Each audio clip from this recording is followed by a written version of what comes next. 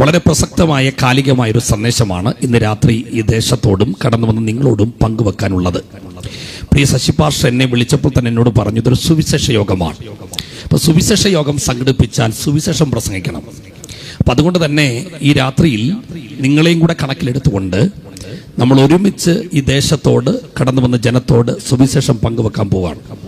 നിങ്ങളുടെ എല്ലാവരുടെയും പ്രാർത്ഥന എനിക്ക് ആവശ്യമുണ്ട്. നമ്മുടെ കരങ്ങൾ ഉയർത്തി ശക്തിയോടെ കർത്താവിനൊന്ന് മഹത്വം കൊടുക്കാം.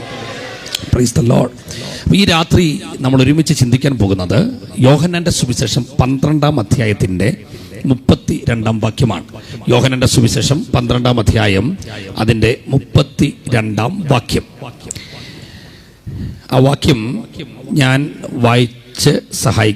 വായിക്കാം. യോഹന്നാന്റെ സുവിശേഷം 12-ാം അധ്യായം 32-ാം വാക്യം വായിക്കുന്നു. ഞാനോ ഭൂമിയിൽ നിന്ന് ഉയർത്തപ്പെട്ടാൽ എല്ലാവരെയും എങ്കിലേക്ക് ആകർഷിക്കും എന്ന് ഉത്തരം പറഞ്ഞു. നമുക്ക് കണ്ണുകളടച്ച് ഒരു നിമിഷം ഒന്ന് പ്രാർത്ഥിക്കാം. എല്ലാവരും കണ്ണുകളടച്ചൊന്ന് പ്രാർത്ഥിച്ച് ഈ രാത്രിയിൽ വേദിയിൽ സദസ്സിലൊക്കെ രക്ഷിക്കപ്പെട്ട് സ്നാനപ്പെട്ട് അഭിഷേകം പ്രാപിച്ച് ആത്മനിറവിൽ ആരാധിക്കുന്നവരുണ്ടെന്നാണ് എൻ്റെ വിശ്വാസം. അങ്ങനെയുള്ള ഒരാൾ പോലും മൗനമായി ഇന്ന് രാത്രി ഇരിക്കരുത്. നമുക്ക് പരസ്യമായിട്ട് ദൈവത്തെ ഉയർത്തുന്നത് അപമാനമല്ല, അഭിമാനമാണ്. കരമുയർത്തുന്നത് അപമാനമല്ല, കരമടിക്കുന്നത് അപമാനമല്ല, അന്യഭാഷ പറയുന്നത് അപമാനമല്ല. അതുകൊണ്ട് ഇരിക്കുന്ന എല്ലാ പ്രിയപ്പെട്ടവരും അധരങ്ങളെ തുറന്നൊന്ന് പ്രാർത്ഥിക്കാമോ? കരമുയർത്തിയോ കരമടിച്ചോ ഒക്കെ കർത്താവിനെ ആരാധിക്കാൻ കഴിയുമെങ്കിൽ അല്പസമയം ആത്മനിറവിൽ കർത്താവിനെ ആരാധിക്കുക. ഈ രാത്രിയിലും വചനത്തിൻ്റെ വ്യാപാരത്തിനെതിരെ ചിറക് വിരിച്ചു നിൽക്കുന്ന അന്ധകാര ശക്തികൾ എത്ര പ്രബലമാണേലും യേശുവിൻ്റെ നാമത്തിൽ ഇന്ന് രാത്രി തകരാൻ കൃപ പ്രാപിച്ച ദൈവമക്കൾ അധരങ്ങൾ തുറന്ന് ആത്മനിറവിൽ ഒരുമിച്ചൊന്ന് പ്രാർത്ഥിച്ചാട്ട്. കർത്താവേ, ഈ രാത്രി ഞങ്ങൾക്ക് വലിയ പ്രതീക്ഷയാണ്. അതിലുപരി ഞങ്ങൾ പ്രാർത്ഥിക്കുന്നു, വചനത്തിൻ്റെ വാതിലുകൾ ഞങ്ങൾക്കായി തുറക്കണമേ. മാനുഷിക ശബ്ദമല്ല, ദൈവശബ്ദം ഞങ്ങളെ കേൾപ്പിക്കണം. യേശു ക്രിസ്തുവിൻ്റെ നാമത്തിൽ പ്രാർത്ഥന കേൾക്കണമേ നല്ല പിതാവേ, ആമേൻ. ഒരു പ്രാവശ്യം കൂടെ കരങ്ങളൊന്ന് ഉയർത്തി കർത്താവിന് സ്തോത്രം ചെയ്യാം. Praise the Lord. ഈ രാത്രിയിൽ ദേശത്തോടും കടന്നു വന്ന ജനത്തോടും പങ്കുവെക്കാൻ ആഗ്രഹിക്കുന്നത് വളരെ ലളിതമെങ്കിലും ഗൗരവകരമായൊരു പ്രമേയമാണ്. ക്രിസ്തുവിലേക്ക് എന്തുകൊണ്ടാണ് ജനകോടികൾ ആകർഷിക്കപ്പെടുന്നത്? അപ്പം ഈ ഒരു വിഷയത്തെ ആസ്പദമാക്കിക്കൊണ്ട് തുടർന്നുള്ള 1 മണിക്കൂറിന് അടുത്ത സമയം ഈ ദേശത്തോടും നിങ്ങളോടും വചനം പങ്കുവെക്കാൻ ഞാൻ ആഗ്രഹിക്കുകയാണ്. അതിനെ ആസ്പദമാക്കി നമ്മൾ വായിച്ചത് യോഹന്നാന്റെ സുവിശേഷം, വിശുദ്ധ യോഹന്നാന്റെ സുവിശേഷത്തിലെ വളരെ പ്രസിദ്ധമായ ഒരു വാക്യമാണ്. യോഹന്നാനെ സംബന്ധിച്ചിടത്തോളം ഇതുപോലെ ക്രിസ്തുവിൻ്റെ മനസ്സടുത്തറിഞ്ഞ മറ്റൊരു വ്യക്തിപ്രഭാവം ഇല്ല. കർത്താവിൻ്റെ മാർവോട് ചേർന്നിരുന്ന് നാഥൻ്റെ നെഞ്ചിൻ്റെ ചൂടറിഞ്ഞ്, എന്തിന് ക്രൂശീകരണ വേളയിൽ പോലും ക്രൂശിൻ്റെ ഓരം ചേർന്ന് നിന്ന അനുഗ്രഹീതനായ ഒരു ഭക്തനായിരുന്നു യോഹന്നാൻ. അതുകൊണ്ട് എന്ത് നേട്ടമുണ്ടായി എന്ന് ചോദിച്ചാൽ, വീട് കിട്ടിയതോ കാറ് കിട്ടിയതോ കാശ് കിട്ടിയതോ ഞാൻ കണ്ടില്ല. പക്ഷേ പത്മോസിൻ്റെ ഏകാന്തതയിലേക്ക് വലിച്ചെറിഞ്ഞിട്ടും ചിരിച്ചുകൊണ്ട് തിരിച്ചു വന്നു. തിളച്ച എണ്ണ ഇട്ടിട്ട് പോലും തൊടാൻ പറ്റിയില്ല, കാരാഗൃഹത്തിനകത്ത് പോലും ഒതുക്കാൻ പറ്റിയില്ല. ഇന്ന് വരാൻ ആഗ്രഹിച്ച പലരും വന്നിട്ടില്ല. വന്ന പലരും ദൈവസാന്നിധ്യം അറിയാതെയും അകത്തിരിക്കുന്നുണ്ടാകാം. പക്ഷേ കടന്നു വന്ന സമയം മുതൽ ദൈവസാന്നിധ്യം അനുഭവിച്ചറിഞ്ഞുകൊണ്ട് ഈ പന്തലിരിക്കുന്ന പ്രിയപ്പെട്ടവരോട് പ്രാരംഭമായ ഒരു ദൂത് ഞാൻ കൈമാറാം. നിങ്ങൾക്ക് ഇതുകൊണ്ട് എന്ത് നേട്ടമുണ്ടാകും എന്ന് ചോദിച്ചാൽ, കാശ് കിട്ടും, വീട് കിട്ടും, കാറ് കിട്ടും എന്നൊന്നും ഞാൻ പറയത്തില്ല. പക്ഷെ നാളെ ഒരു പ്രതിസന്ധി വരുമ്പോൾ അറിയാം ഇവിടുന്ന് കൈയടിച്ചതിൻ്റെ ഗുണം, ഇവിടുന്ന് ആത്മനിറവിൽ ദൈവത്തെ ആരാധിച്ചതിൻ്റെ ഗുണം നാളെ ഒരു കണ്ണീര് വരുമ്പോഴറിയാം. സത്യം പറഞ്ഞാൽ യോഹന്നാന്റെ അപ്പൻ സബദിയും അതുപോലെ അമ്മ ശലോമിയും അവരുടെ അനുഗ്രഹീതരായ ദമ്പതികളാണ്. കാരണം 2 പിള്ളേരെ കിട്ടി, 2 നല്ല മുതലുകളായിരുന്നു. ഇളയവന്റെ പേര് നിങ്ങൾക്കറിയാം, യാക്കോബ് എന്നാണ്. അവനാണ് ആദ്യം യേശുവിന് വേണ്ടി മരിച്ചത്, കർത്താവിന് വേണ്ടി തല കൊടുത്തു. യോഹന്നാന്റെ ജീവിതം യേശുവിന് വേണ്ടി കൊടുത്തു. ഞാനൊരു കാര്യം പറയട്ടെ അമ്മമാരോട്, നമ്മുടെ തലമുറകളെക്കുറിച്ച് ഇങ്ങനൊരു സ്വപ്നം നമുക്കുണ്ടാകണം. ലക്ഷപ്രഭുക്കളായില്ലെങ്കിലും പൗലോസ് പറഞ്ഞതുപോലെ ജീവിക്കുന്നെങ്കിൽ ക്രിസ്തു, മരിക്കുന്നെങ്കിൽ ലാഭം. ഈ കൺവെൻഷൻ കഴിയുമ്പോൾ എൻ്റെ ആഗ്രഹം ഞാൻ പറയാം, ഭൗതികമായ വലിയ നേട്ടങ്ങളൊന്നും ഉണ്ടായില്ലെങ്കിലും ഇങ്ങനൊരു തലമുറ ഈ സമൂഹത്തിൽ നിന്ന് പുറത്തു വന്നാൽ വയനാടിൻ്റെ മണ്ണിനെ നമുക്ക് ചലിപ്പിക്കാം.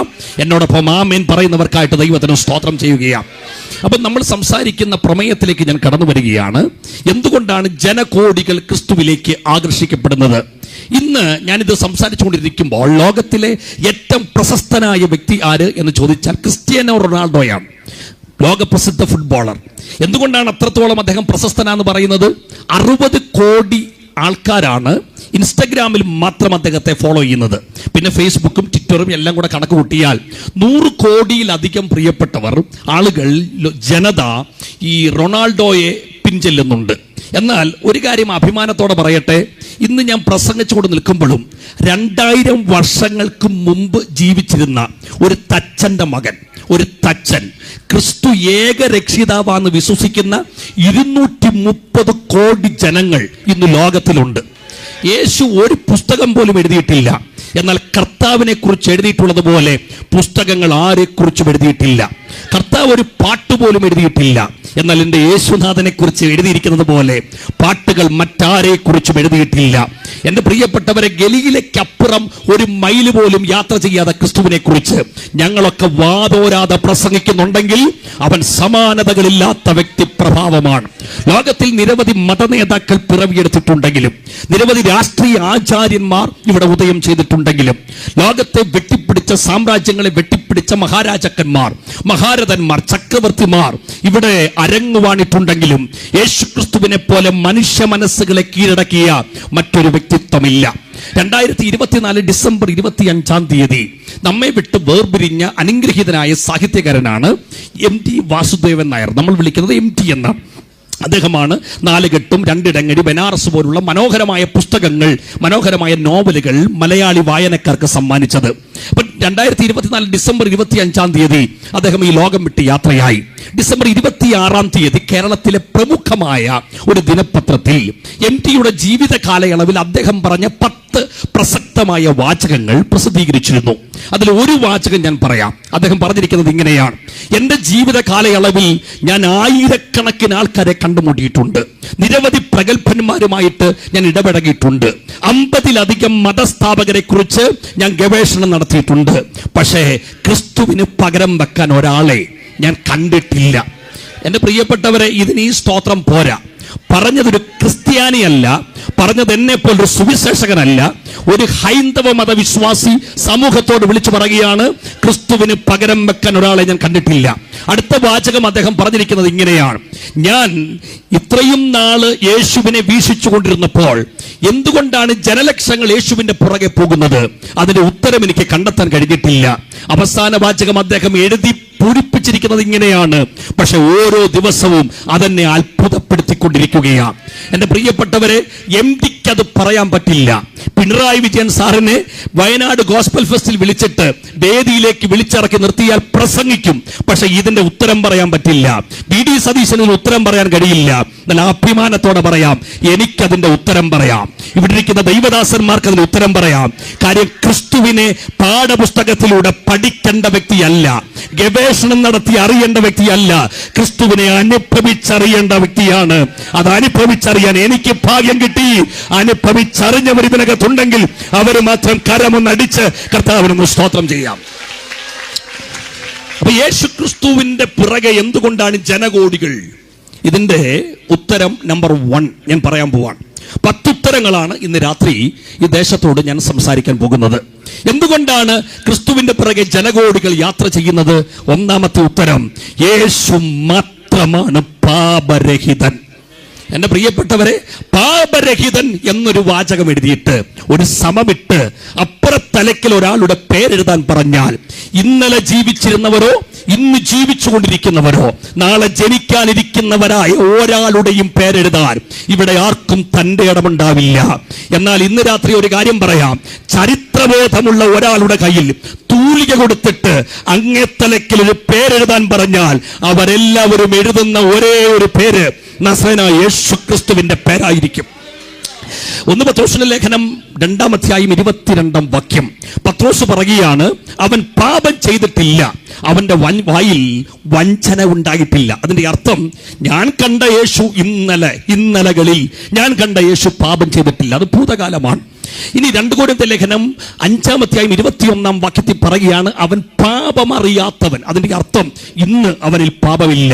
ഇനി എബ്രായ ലേഖനം 9:28 നമുക്കെല്ലാവർക്കും സുപരിചിതമായ വാക്യമാണ്. കാത്തു നിൽക്കുന്നവരുടെ രക്ഷയ്ക്കായി അവൻ പാപം കൂടാതെ.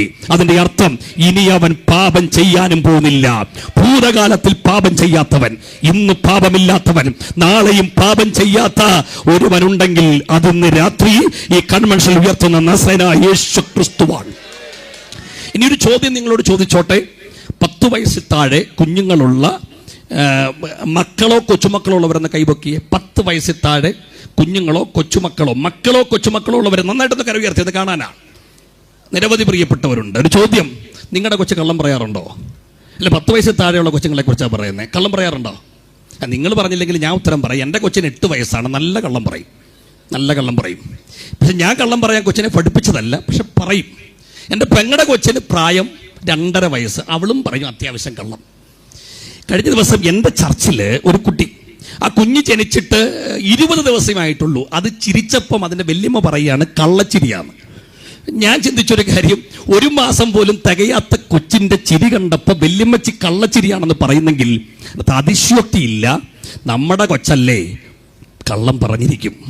കാര്യം മനുഷ്യ കുഞ്ഞിനെ സംബന്ധിച്ചിടത്തോളം അതിന് പാപത്തിൻ്റെ ലാഞ്ചനയുണ്ട്. ഇനി ഈ പനമരം ദേശത്തോട് കടന്നു വന്ന നിങ്ങളോടും ചോദിക്കുകയാണ്, പാപമില്ലെന്ന് തൻ്റെ ഇടത്തോടെ പറയാൻ കഴിയുന്ന ഒരു മത നേതാവിനെ, ഒരു രാഷ്ട്രീയ ആചാര്യനെ ഇവിടെ കൊണ്ടുവന്ന് തന്നാൽ ഈ പ്രസംഗം ഞങ്ങൾ അവസാനിപ്പിക്കാം. എന്നാൽ ഇന്ന് രാത്രി അഭിമാനത്തോടൊരു കാര്യം പറയട്ടെ. യേശുക്രിസ്തു ജനിക്കുന്നതിന് നൂറ്റാണ്ടുകൾക്ക് മുമ്പ് പ്രവാചകൻ വിളിച്ചു പറഞ്ഞു, അവൻ വിശുദ്ധ പ്രജയാണ്. ഈ ഭൂമിയിൽ ജീവിക്കുന്ന കാലത്ത് സമൂഹത്തെ നോക്കിക്കൊണ്ട് അവൻ വിളിച്ചു പറഞ്ഞു, നിങ്ങളിൽ ആർ എന്നെ പാപത്തെക്കുറിച്ച് ബോധം വരുത്തും. 5 കോടതികളിൽ 6 പ്രാവശ്യം മാറി മാറി വിസ്തരിച്ചിട്ടും കോടതി വിളിച്ചു പറഞ്ഞു, ഇവൻ പാപം ചെയ്യാത്തവനാണ്. എന്തിന്? ക്രൂശിക്കിടക്കുമ്പോ കള്ളം പറഞ്ഞു, ഇവൻ തെറ്റ് ചെയ്യാത്തവനാണ്. പീലാത്തോസ് പറഞ്ഞു തെറ്റ് ചെയ്യാത്തവനാ. പീലാത്തോസിന്റെ ഭാര്യ പറഞ്ഞു തെറ്റ് ചെയ്യാത്തവനാ.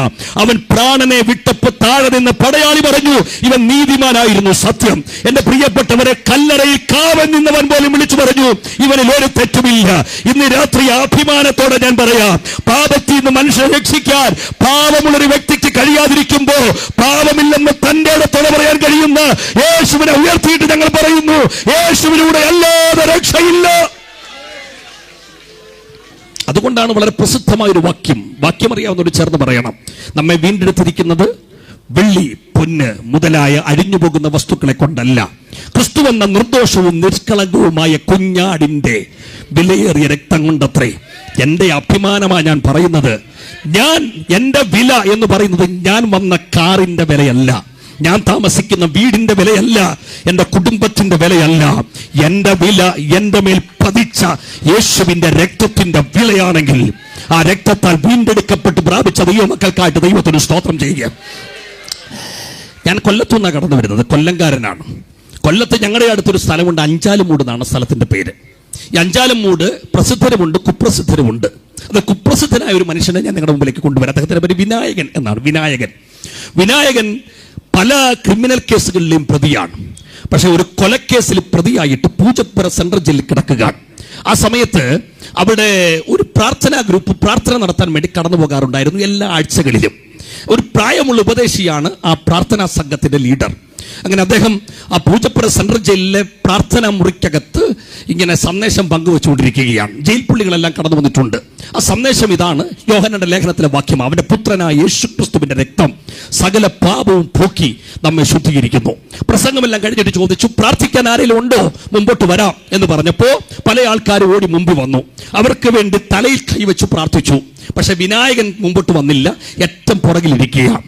വിനായകൻ യഥാർത്ഥത്തിൽ അവിടെ വന്നത് പ്രസംഗം കേൾക്കാനോ പ്രാർത്ഥിക്കാനോ ഒന്നുമല്ല, ബോറടി മാറ്റാൻ വേണ്ടി വന്ന് പുറകിലിരുന്നതാണ്. പ്രസംഗം എല്ലാം കഴിഞ്ഞു, എല്ലാവരും തിരിച്ചുപോയി. ഈ ഉപദേശി പുറകോട്ടിറങ്ങുമ്പോൾ കണ്ടൊരു ദൃശ്യം, ഏറ്റവും പുറകില് വിനായകൻ ഇങ്ങനെ തലകുനിച്ചിരിക്കുകയാണ്. അടുത്ത് ചെന്നിട്ട് വിനായകന്റെ പുറത്തൊന്ന് തട്ടിയപ്പം പെട്ടെന്ന് മുഖം മുകളിലോട്ട് ഉയർത്തി ഉപദേശി നോക്കുമ്പോ കണ്ണുകൾ നിറഞ്ഞൊഴുകുന്നു. ആ കരഞ്ഞുകൊണ്ടിരിക്കുന്നതിനിടയിൽ വിനായകൻ പൊട്ടിക്കരഞ്ഞുകൊണ്ട് പറഞ്ഞു, ഉപദേശി, അങ്ങ് പറഞ്ഞ യേശുവിന്റെ രക്തമില്ലേ, അത് ഒരു തുള്ളി എൻ്റെ അകത്തൊന്ന് വീണിരുന്നെങ്കിൽ. അന്ന് ഉപദേശി പറഞ്ഞു കൊടുത്ത സുവിശേഷം വിനായകനെ ദൈവമകനാക്കി മാറ്റിയെങ്കിൽ ഇന്ന് രാത്രി വചനം പറയുമ്പോൾ സന്തോഷമുള്ളവരെ കൈയടിക്കുന്നതിന് ഒരു മടിയും വേണ്ട. നീ എത്ര കൊടും കുറ്റവാളിയാണെങ്കിലും, നിന്നെ ആർക്കും മോചിപ്പിക്കാൻ കഴിയത്തില്ലെങ്കിലും, നിന്റെ പാപങ്ങൾ കടുംചുവപ്പായിരുന്നാലും കഴുകാൻ കഴിവുള്ള പുണ്യാഹ രക്തത്തെ ഈ കൺവെൻഷന്റെ അവസാന നിമിഷങ്ങൾ ഉയർത്തിയിട്ട് പറയുന്നു, ആ രക്തത്തിന് കഴുകാൻ കഴിയാത്ത ഒരു പാപവുമില്ല. അതുകൊണ്ട് ജനലക്ഷങ്ങൾ യേശുവിന്റെ പുറകെ. ഇനി രണ്ട്, എന്തുകൊണ്ട് ക്രിസ്തുവിന്റെ പുറകെ ജനലക്ഷങ്ങൾ? ഉത്തരം, ക്രിസ്തുവിനെ പോലെ സ്നേഹിക്കുന്ന ഒരു വ്യക്തി പ്രഭാവം വേറെ ഇല്ല. നെപ്പോളിയൻ ബൊണാപ്പാർട്ട് എന്ന് പറയുന്ന മഹാനായ ഒരു ചക്രവർത്തി, സാമ്രാജ്യങ്ങളെ വെട്ടിപ്പിടിച്ച മനുഷ്യനെ, ഒരു ദിവസം മട്ടുപ്പാവിൽ കയറി നിന്നിട്ട് രണ്ട് കൈയും വീശിയിട്ട് പറഞ്ഞു, ദേ ലോക സാമ്രാജ്യങ്ങളെ കീഴടക്കിയ മനുഷ്യനാണ് ഞാൻ, പക്ഷേ ബാക്കി പത്രം കയ്യിലെ രക്തക്കറയാണ്. അടുത്ത വാചകം അദ്ദേഹം പറഞ്ഞത് ഇങ്ങനെയാണ്, പക്ഷെ ഞാൻ ഒരു മനുഷ്യനെ കണ്ട് അത്ഭുതപ്പെട്ടു പോയി. എതിരാളിയുടെ ഒരു തുള്ളി രക്തം പോലും വീഴ്ത്താതെ സ്നേഹം കൊണ്ട് മനുഷ്യ മനസ്സുകളെ കീഴടക്കിയ ഒരു അതുല്യ വ്യക്തിത്വം, അവന്റെ പേരാണ് യേശു. എന്റെ പ്രിയപ്പെട്ടവരെ, ആ പറഞ്ഞ വാചകം അന്വർത്ഥമായ ഒരു മനുഷ്യനാണ് ഇന്ന് രാത്രി പ്രസംഗിക്കുന്ന ഞാൻ. ഞാൻ ജനിച്ചു വളർന്നത് ക്രൈസ്തവ കുടുംബത്തിലാണെങ്കിലും യേശുവുമായിട്ട് യാതൊരു ബന്ധവുമില്ലാതെ ലോകത്തിന്റെ പുറകെ, ലോകത്തിലെ കൂട്ടുകാരുടെ പുറകെ, എന്തിന് രാഷ്ട്രീയ പാർട്ടിയുടെ പുറകെ യാത്ര ചെയ്തൊരു വ്യക്തിയാണ് ഞാൻ. തെരുവീതിയിലൂടെ പതാക കയ്യിലേന്തിക്കൊണ്ട്, വിപ്ലവ രാഷ്ട്രീയ പ്രസ്ഥാനത്തിന്റെ പതാക കയ്യിലേന്തിക്കൊണ്ട്, ചോരച്ചാല് നീന്തിക്കയറി തൂക്കുമരത്തിൽ ഊഞ്ഞാലാടി എന്നൊക്കെ പറഞ്ഞുകൊണ്ട് ഇൻക്ലാബ് സിന്ദാബാദ് വിളിച്ചൊരു കാലമുണ്ടായിരുന്നു. പക്ഷേ അത് വിളിക്കുമ്പോൾ ആവേശം, വീട്ടിൽ ചെന്ന് കിടക്കുമ്പോൾ നിരാശയാണ്. എന്നെ പിന്നെ കാലങ്ങൾ മുമ്പോട്ട് പിന്നിട്ട് കഴിഞ്ഞപ്പോഴത്തേക്ക് എനിക്ക് ദൈവത്തോട് വെറുപ്പായി. അങ്ങനെ ഞാൻ ഇന്നും ഓർക്കുന്നുണ്ട്, ഡയറിക്കകത്ത് കർത്താവിനെ ശകാരിച്ചുകൊണ്ട് ഞാൻ എഴുതി വെക്കുന്ന വാക്കുകൾ, ക്രൂശിന് ശത്രുവായ എന്നെ പിടിച്ചത് എന്റെ പ്രിയപ്പെട്ടവരെ ഈ ദൈവ സ്നേഹമാണ്. ഇതുപോലൊരു മീറ്റിങ്ങിന് ഞാൻ ഏറ്റവും പുറകിൽ വന്നിരിക്കുകയാണ്. എന്നെ കൂട്ടുകാർ പിടിച്ചോണ്ട് പോയതാ യോഗത്തിന്, ഞാൻ ആഗ്രഹിച്ചു പോയതല്ല. ഏറ്റവും പുറകിലിരിക്കുമ്പോൾ അന്ന് പ്രസംഗിച്ച ദൈവദാസൻ പറഞ്ഞ വാക്കുകൾ ഞാൻ ഇപ്പോഴും മറക്കത്തില്ല. മോനെ, യേശു നിന്നെ സ്നേഹിക്കുന്നു.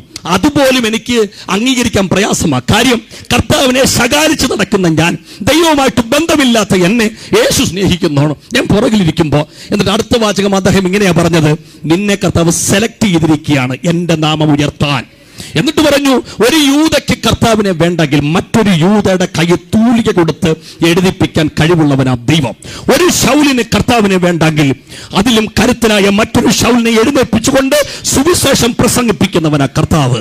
ഒരു ശീമോൻ കർത്താവിനെ തള്ളിപ്പറഞ്ഞാൽ ആർക്കും വേണ്ടാത്തൊരു ശീമോനെ വയലിൽ നിന്ന് വിളിച്ചിറക്കിക്കൊണ്ട് വന്ന് ഈ ക്രൂശ് ചുമപ്പിക്കുന്നവനാ ദൈവം. എന്റെ പ്രിയപ്പെട്ടവരെ, ഈ പറഞ്ഞ വാചകം എന്റെ ഹൃദയത്തിനകത്തേക്ക് ചാട്ടുളി കയറുന്ന പോലെ കയറി.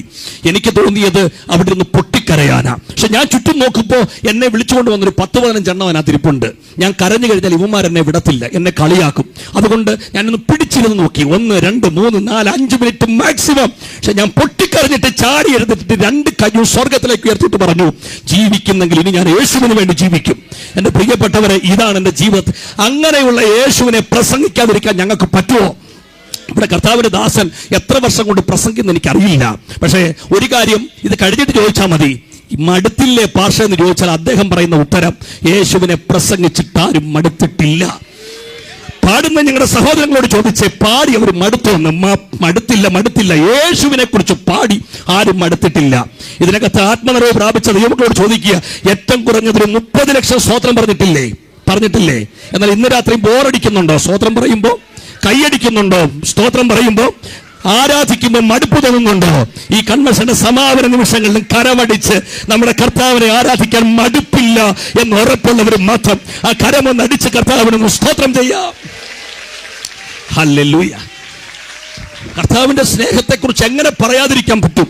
അതാണ് യിരെമ്യാ പ്രവാചകന്റെ പുസ്തകം 31-ാം അധ്യായം 3-ാം വാക്യത്തിൽ പറയുന്നു, ക്രിസ്തുവിന്റെ സ്നേഹം എന്തൊരു സ്നേഹമാണ്, ദൈവസ്നേഹം എന്തൊരു സ്നേഹമാണ്, അത് നിത്യസ്നേഹമാണ്. നിത്യസ്നേഹം എന്ന് പറയുമ്പോൾ നിത്യത മുതൽ തുടങ്ങി നിത്യത വരെ നീണ്ടു നിൽക്കുന്ന മഹാസ്നേഹം. ഞാൻ നിങ്ങളോടൊരു കാര്യം പറയാം, നിങ്ങളുടെ ജീവിതത്തിൽ കർത്താവ് സ്നേഹിക്കാൻ തുടങ്ങിയത് നിങ്ങൾ യേശുവിനെ സ്വന്തം രക്ഷിതാവായി സ്വീകരിച്ചപ്പോഴല്ല, കാലങ്ങൾക്ക് മുമ്പേ നിങ്ങളെ സ്നേഹിച്ചതാ. ഈ കൺവെൻഷൻ ഇത് പറഞ്ഞുകൊണ്ടിരിക്കുമ്പോൾ ഈ ദേശത്ത് അനേകരുടെ പേര് ഇന്ന് രാത്രി ജീവന്റെ പുസ്തകത്തിൽ എഴുതുന്നുവെന്ന എന്റെ വിശ്വാസം. എന്നാൽ അവരെ സ്നേഹിച്ചു തുടങ്ങിയത് ഇന്നല്ല സ്നേഹിത. നീ ഏത് മതത്തിൽപ്പെട്ട വ്യക്തിയായാലും യുഗായുഗങ്ങൾക്ക് പുറകെ നിന്നെ സ്നേഹിച്ചതാ. ഇപ്പം ഞാനും എൻ്റെ ഭാര്യയും ഒരു കുഴപ്പമില്ല, ഞങ്ങൾ തമ്മിൽ നല്ല സ്നേഹമാണ്. പക്ഷേ എൻ്റെ ഭാര്യയും ഞാനും തമ്മിൽ സ്നേഹിച്ചു തുടങ്ങിയിട്ട് ഒരു 9 വർഷത്തിലധികം ആയിട്ടില്ല. ഞങ്ങളുടെ കല്യാണം കഴിഞ്ഞിട്ട് അത്രേ ആയിട്ടുള്ളൂ. എൻ്റെ കുഞ്ഞിന് എന്നോട് ഭയങ്കര സ്നേഹമാണ്. ഇന്നലെ ഞാൻ തൃശ്ശൂരായിരുന്നു രാത്രി പ്രസംഗിച്ചത്, ഇന്നിവിടെ പ്രസംഗിക്കുന്നു. ഞാൻ ഇന്നലെ ഇറങ്ങാൻ തുടങ്ങിയപ്പോൾ തന്നെ എൻ്റെ കൊച്ചോടി വന്ന് കെട്ടിപ്പിടിച്ചിട്ട് പറഞ്ഞു, അപ്പ പോവല്ലേ അപ്പേ. കാരണം കുഞ്ഞിനോടുള്ള സ്നേഹ പിരിയാൻ മടിയാണ്, പേടി. ഞാനിപ്പോൾ ചെല്ലുമ്പം തന്നെ ചാടിക്കേറും പുറത്ത്. അത് കാണുന്നവർ ദൂരെ നിന്ന് കാണുമ്പോൾ വിചാരിക്കും എന്നോ സ്നേഹം അപ്പനും മോളും കൂടെ. പക്ഷെ എൻ്റെ കുഞ്ഞെന്നെ സ്നേഹിച്ചു തുടങ്ങിയിട്ട് 8 വർഷമായിട്ടുള്ളൂ. അതിനപ്പുറം പഴക്കമില്ല ഞങ്ങളുടെ സ്നേഹത്തിന്. എൻ്റെ അമ്മയുണ്ടല്ലോ, പെറ്റമ്മ, ആ അമ്മ എന്നെ സ്നേഹിച്ചു തുടങ്ങിയിട്ട് 38 വർഷമേ ആയിട്ടുള്ളൂ. എൻ്റെ കൂടെപ്പിറപ്പ് എന്നെ സ്നേഹിച്ചു തുടങ്ങിയിട്ട് 34 വർഷമേ ആയിട്ടുള്ളൂ. പക്ഷേ പൗലോസ് പറഞ്ഞ വാക്ക് ഞാനൊന്ന് പറയാം. പൗലോസ് പറഞ്ഞു, എൻ്റെ ജനനം മുതൽ എന്നെ സ്നേഹിച്ചൊരു ദൈവമുണ്ട്. സങ്കീർത്തനക്കാരൻ പറഞ്ഞു, ജനനം മുതലല്ല, അമ്മയുടെ ഉദരത്തിൽ നീ പിണ്ടാകാരമായിരുന്നപ്പോൾ, ഷേപ്പ്ലെസ് ആയിരുന്ന സമയം മുതൽ ഞാൻ നിന്നെ സ്നേഹിച്ചതാണ്. യിരെമ്യാ പ്രവാചകനോട് പറഞ്ഞു, അല്ല മോനെ, നീ അമ്മയുടെ ഉദരത്തിൽ ഉരുവാകും മുമ്പ് ഞാൻ നിന്നെ സ്നേഹിച്ചതാ. അവിടെ കൊണ്ടും തീർന്നില്ല. എഫേസ്യ ലേഖനത്തിൽ പൗലോസ് പറഞ്ഞു, ലോകസ്ഥാപനത്തിന് മുമ്പേ ഞാൻ നിന്നെ സ്നേഹിച്ചതാ.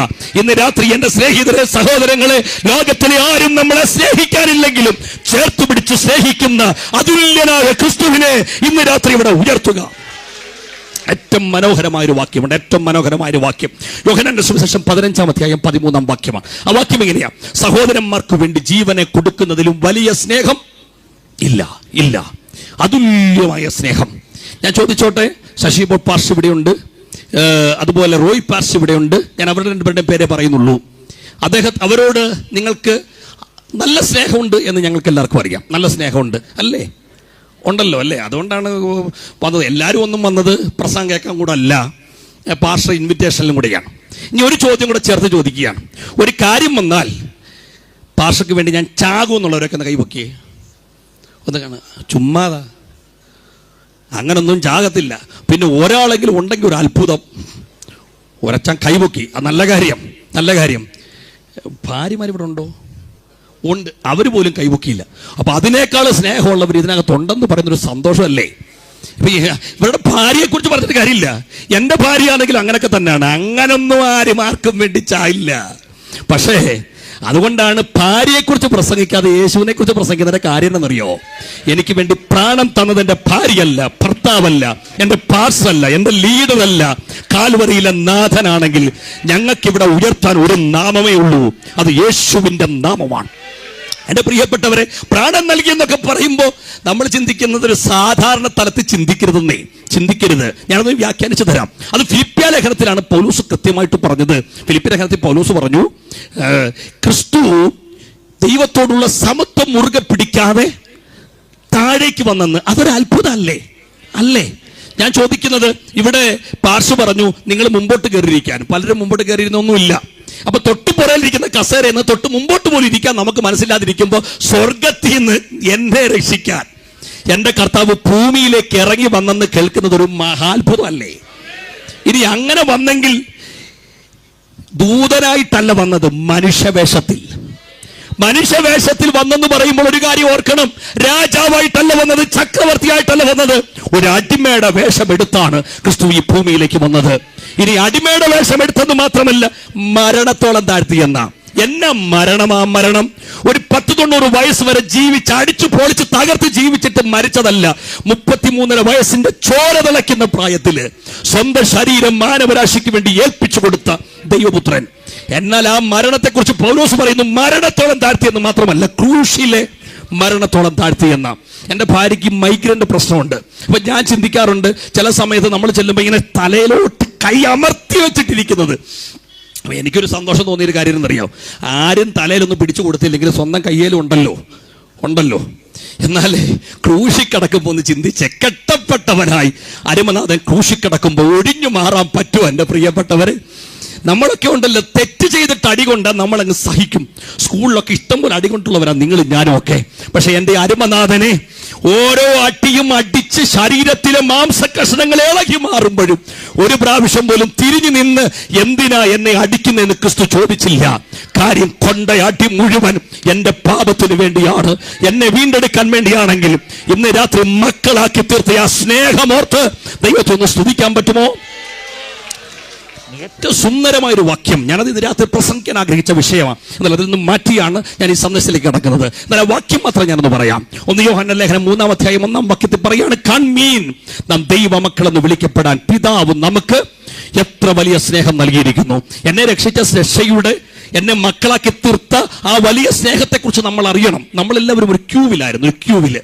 ഇപ്പം നിങ്ങൾ നോക്കുമ്പോൾ ഞാൻ നല്ല ഷർട്ടൊക്കെ ഇട്ട് മുണ്ടൊക്കെ ഇട്ട് നല്ല മാന്യനായിട്ട് നിൽക്കുകയാണ്. പക്ഷേ എനിക്ക് ഭൂതകാലം മാന്യമല്ലായിരുന്നു. ഞാനൊരു ക്യൂവിൽ, ഈ ക്യൂ പോയിക്കൊണ്ടിരുന്നത് നിത്യ മരണത്തിലേക്കാണ്. ഇപ്പോൾ ഇതിനകത്ത് ദൈവദാസന്മാരുണ്ട്, അധ്യക്ഷനായിരിക്കുന്ന കർത്താവിന്റെ ദാസനൊക്കെ എത്ര ഫിറ്റായിട്ടാണ് ഇവിടെ നിൽക്കുന്നത്, നല്ല ടിപ് ടോപ്പായിട്ട്. പക്ഷേ അവരൊന്നും അങ്ങനെയല്ലായിരുന്നു. ഈ ക്യൂവിൽ അവരും ഉണ്ടായിരുന്നു. എങ്ങോട്ട് പോയതാണെന്നറിയാമോ? നിത്യ മരണത്തിലേക്ക്.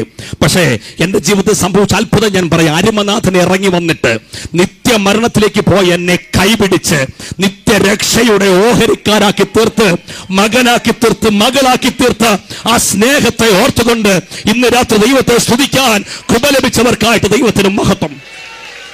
അതുകൊണ്ട് ഈ സുവിശേഷ യോഗത്തിന്റെ ആത്യന്തികമായ ലക്ഷ്യം ഈ ദേശത്ത് ചിലരെങ്കിലും കർത്താവിന്റെ മക്കളായിട്ട് മരണം, നിത്യമരണത്തിൽ നിന്ന് രക്ഷപ്പെടണം. അതുകൊണ്ടാണ് ആവേശത്തോടെ വിളിച്ചു പറയുന്നത്, ഇത് മതം മാറ്റുന്ന സന്ദേശമല്ല, നിന്റെ നിത്യമരണം മാറ്റാൻ ദൈവത്തെ നിയോഗിതമായ ഒരു കൺവെൻഷനാണ്. കരമുയർത്തി കർത്താവിന് സ്തോത്രം ചെയ്യാം. ക്രിസ്തുവിന്റെ പുറകെ എന്തുകൊണ്ടാണ് ജനലക്ഷങ്ങൾ യാത്ര ചെയ്യുന്നത്? 2 കാര്യം ഞാൻ പറഞ്ഞു. 3-ാമത്തെ കാര്യം ഒരു സംഭാഷണത്തിലേക്ക് വരിക. യോഹന്നാന്റെ സുവിശേഷം 6-ാം അധ്യായം 66 മുതൽ 68 വരെയുള്ള വാക്യങ്ങളിൽ പത്രോസ് യേശുവിനോട് പറയുന്നൊരു വാക്കുണ്ട്, കർത്താവേ, നിന്നെ വിട്ട് ഞങ്ങൾ എവിടെ പോകും? നിത്യജീവന്റെ മൊഴികൾ നിന്റെ പക്കൽ ഉണ്ട്. കഴിഞ്ഞ രാത്രിത്തെ മെസ്സേജ് ഞാൻ കിട്ടില്ല. എന്നാൽ ഇവിടെ കർത്താവിന്റെ ദാസൻ ഇൻട്രൊഡക്ഷൻ പറഞ്ഞ വാക്കുമായിട്ട് വചനവുമായിട്ട് ഞാൻ കണക്ട് ചെയ്യാം. ശ്രദ്ധിക്കണം. യോഹന്നാന്റെ സുവിശേഷം 6-ാം അധ്യായം നമ്മൾ പഠിക്കുമ്പോൾ യേശുവിന്റെ പ്രസംഗങ്ങൾ കേൾക്കാൻ വേണ്ടി 10,000 തടിച്ചുകൂടി. പക്ഷെ തടിച്ചുകൂടിയവരൊന്നും കർത്താവിനോടുള്ള സ്നേഹം കൊണ്ട് തടിച്ചുകൂടിയതൊന്നുമല്ല. ഒരു കൂട്ടർ കൂടിയത് അപ്പം തിന്നാൻ വേണ്ടിയാണ്. അപ്പം വിചാരിച്ചു യോഗത്തിന് വന്നാൽ മതി, വീട്ടിലൊന്നും വെക്കേണ്ട, ശാപ്പാടടിക്കാം. അങ്ങനെ വന്ന നല്ലൊരു കൂട്ടമുണ്ട്. പിന്നെ വേറൊരു കൂട്ടം വന്നു. അവർ വന്നത് അത്ഭുതം കാണാൻ വേണ്ടിയാണ്. എനിക്ക് രോഗസൗഖ്യം കിട്ടണം, എൻ്റെ വിഷയത്തിന് പരിഹാരം കിട്ടണം. അങ്ങനെ വന്നു കുറേ ആൾക്കാർ.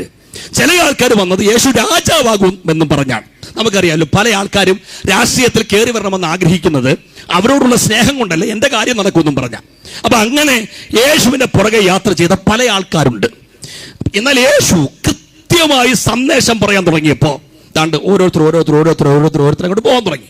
അവസാനം നമ്മുടെയൊക്കെ പല യോഗങ്ങളിലും ആൾ കൂടുന്ന പോലെ 12 പേര്.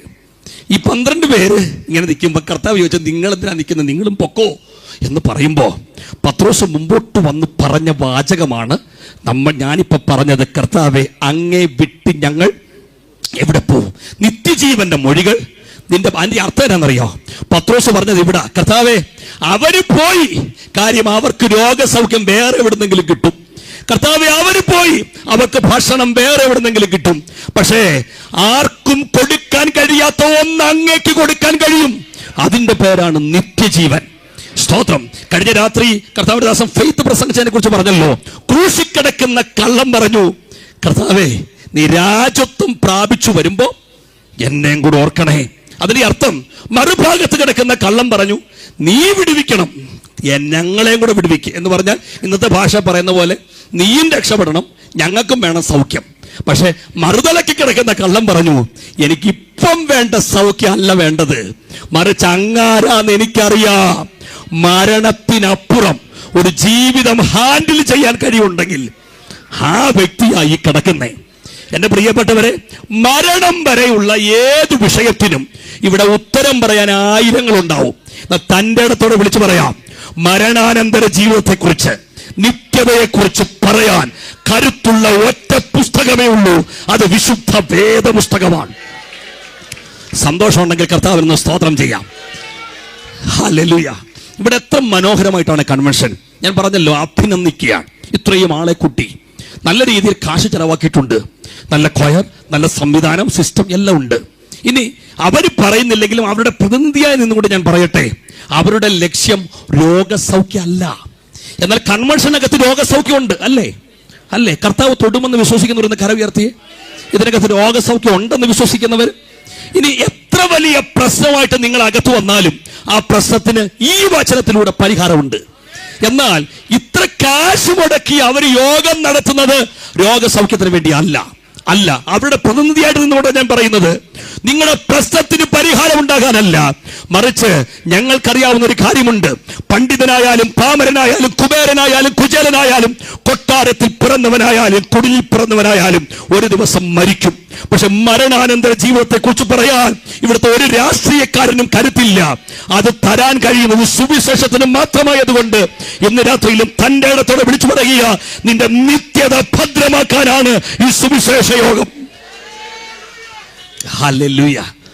ഇനി വചനം അംഗീകരിച്ച് അകത്ത് വന്ന പെന്തക്കോസ്തുകാരായ ആൾക്കാരോട് പറയാം, എന്റെ സഹോദരങ്ങളെ, നമ്മളെക്കുറിച്ചുള്ള കർത്താവിന്റെ ലക്ഷ്യം നമ്മളെല്ലാം അംബാനിയാക്കുക എന്നുള്ളതല്ല. നമ്മൾ വയനാട്ടിലെ ഏറ്റവും മുന്തിയ കാറിൽ നമ്മൾ സഞ്ചരിക്കണമെന്ന് കർത്താവിന് ഒരാഗ്രഹവുമില്ല. ഏറ്റവും വലിയ ബംഗ്ലാവ് ഇവിടെ പണിതുയർത്തണമെന്ന് കർത്താവ് നമ്മളെ കുറിച്ച് ആഗ്രഹിക്കുന്നില്ല. പക്ഷെ ഇവിടെ കടന്നു വരുന്ന സകലരെ കുറിച്ചും കർത്താവ് ആഗ്രഹിക്കുന്നു. ഇന്ന് രാത്രി കാഹളം ധരിച്ചാൽ എടുക്കപ്പെടണം. ഹല്ലേലൂയ, ദൈവത്തിന് സ്തോത്രം. പിന്നെ എല്ലാ പെന്തക്കോസ്തുകാരെയും കൂടെ കർത്താവ് തൂത്തുവാരി കൊണ്ടുവന്നും നമ്മൾ വിശ്വസിക്കരുത്. അങ്ങനൊന്നും പോകില്ല. മര്യാദയ്ക്ക് ജീവിക്കുന്നവനെ ചേർക്കാനാണ് കർത്താവ് വരുന്നത്. ഇപ്പൊ ഞാൻ ഉൾപ്പെടെ നിൽക്കുന്ന പ്രസ്ഥാനം, ആ പ്രസ്ഥാനവുമായി ബന്ധപ്പെട്ടുള്ള കൗൺസിലിൽ ഞാനുണ്ട്. അപ്പൊ അവിടെ ഒരു ഇന്റർവ്യൂ നടക്കുക, ഒരു പാസ്റ്ററെ ഓർഡൈൻ ചെയ്യാൻ വേണ്ടി ഇന്റർവ്യൂ നടക്കുകയാണ്, ഒരു നല്ലൊരു പാസ്റ്റർ. അപ്പൊ പാസ്റ്റർ വന്നപ്പോൾ അദ്ദേഹത്തോടൊരു ചോദ്യം ഞങ്ങളുടെ കൂട്ടത്തിലുള്ള ഏറ്റവും സീനിയറായ ഒരു പാസ്റ്റർ ചോദിച്ച ചോദ്യം ഇതാണ്: പാസ്റ്ററെ, ഒരു ഉത്തരം, സഭ മഹോപദ്രവത്തിലൂടെ പോകുമോ ഇല്ലയോ? ഉത്തരം നിങ്ങൾ പറഞ്ഞ്. സഭ മഹോപദ്രവത്തിലൂടെ പോകുമോ ഇല്ലയോ? പറഞ്ഞേ, ഉത്തരം പറ. ഇല്ല. അപ്പൊ ഇതല്ലേ ഉത്തരം. പക്ഷെ ഈ പാസ്റ്റർ പറഞ്ഞ ഉത്തരം വളരെ രസകരമാണ്. പാസ്റ്റർ പറഞ്ഞു, ദൈവദാസൻ ഉദ്ദേശിക്കുന്ന സഭ ദൈവസഭയാണെങ്കിൽ പോകത്തില്ല. പക്ഷേ പാസ്റ്റർ ഉദ്ദേശിക്കുന്ന സഭ IPC ആണെങ്കിൽ ഒരുമാതിരിപ്പെട്ടതെല്ലാം പോക്കാം. IPCയുടെ കാര്യം മാത്രമല്ല, മൊത്തം പ്രസ്ഥാനം കൂടെ ചേർത്ത് നിർത്തി പറയാണ്. അപ്പൊ അതുകൊണ്ട് IPCക്കാരനായി ഏജിക്കാരനായി ബെയൂല മിനിസ്ട്രിയുടെ ഭാഗമായെന്നും പറഞ്ഞ് സ്വർഗത്ത് പോയില്ല. അതിന് മര്യാദയ്ക്ക് ജീവിക്കണം. എന്റെ പ്രിയപ്പെട്ടവരെ, പെന്തക്കോസ്തുകാർക്കകത്താണ് കൃത്യമായി ഹൃദയത്തിനകത്ത് പരിച്ഛേദന സംഭവിക്കേണ്ടത്. ഇന്ന് രാത്രിയിലും ഈ പ്രസംഗം കേൾക്കുന്നത് നിങ്ങളെ സുഖിപ്പിക്കാനല്ല, ചിന്തിക്കരുത്. മറിച്ച് ഹൃദയത്തിന് നേരെ വചനം വരുമ്പോ പരിച്ഛേദന ചെയ്യാൻ വേണ്ടിയാണ് ഈ വചനം. എവിടെയാണ് തെറ്റ് അത് മനസ്സിലാക്കി തിരിച്ചു വരണം. കാര്യം ഒരു ദിവസം കൂടെ കർത്താവ് തന്നിരിക്കുന്നത്, നിത്യതയെ പോകാൻ ഏതൊക്കെയോ ദിവസം ജീവിതത്തിലുണ്ട്. അപ്പൊ വചനം കേൾക്കുമ്പോൾ എനിക്കാന്ന് പറഞ്ഞ് അംഗീകരിക്കണം. എന്റെ ജീവിതത്തില് ഒരു 7 വർഷത്തിനിടയിൽ ശുശ്രൂഷയിലുണ്ടായൊരു മാറ്റം ഞാൻ പറയാം. ഞാൻ പ്രസംഗിച്ചു തുടങ്ങിയിട്ട് അധിക വർഷമൊന്നും ആയിട്ടില്ല, 7 വർഷമേ ആയിട്ടുള്ളൂ. കാരണം എനിക്ക് പ്രസംഗിക്കാൻ കഴിവില്ലാത്തൊരു വ്യക്തിയാണ്. എനിക്കൊരു ഇൻബിൽറ്റ് പ്രസംഗൻ നേച്ചർ എനിക്കില്ല. ഞാൻ സെമിനാറിലൊക്കെ പഠിച്ചിറങ്ങി കഴിഞ്ഞപ്പോ എന്റെ പ്രായത്തിലുള്ളവര്, എന്നെക്കാളും പ്രായം കുറഞ്ഞവരൊക്കെ കർത്താവിന് വേണ്ടി വേദി കത്തുമ്പോ സദസ്സിൽ ഇരുന്നിട്ട് ഞാൻ ചിന്തിച്ചിട്ടുണ്ട്, എന്തായാലും സെമിനാരിൽ പഠിച്ചിറങ്ങിയതാണ്, കർത്താവ് ഇതുപോലൊന്നും ശോഭിക്കണ്ട.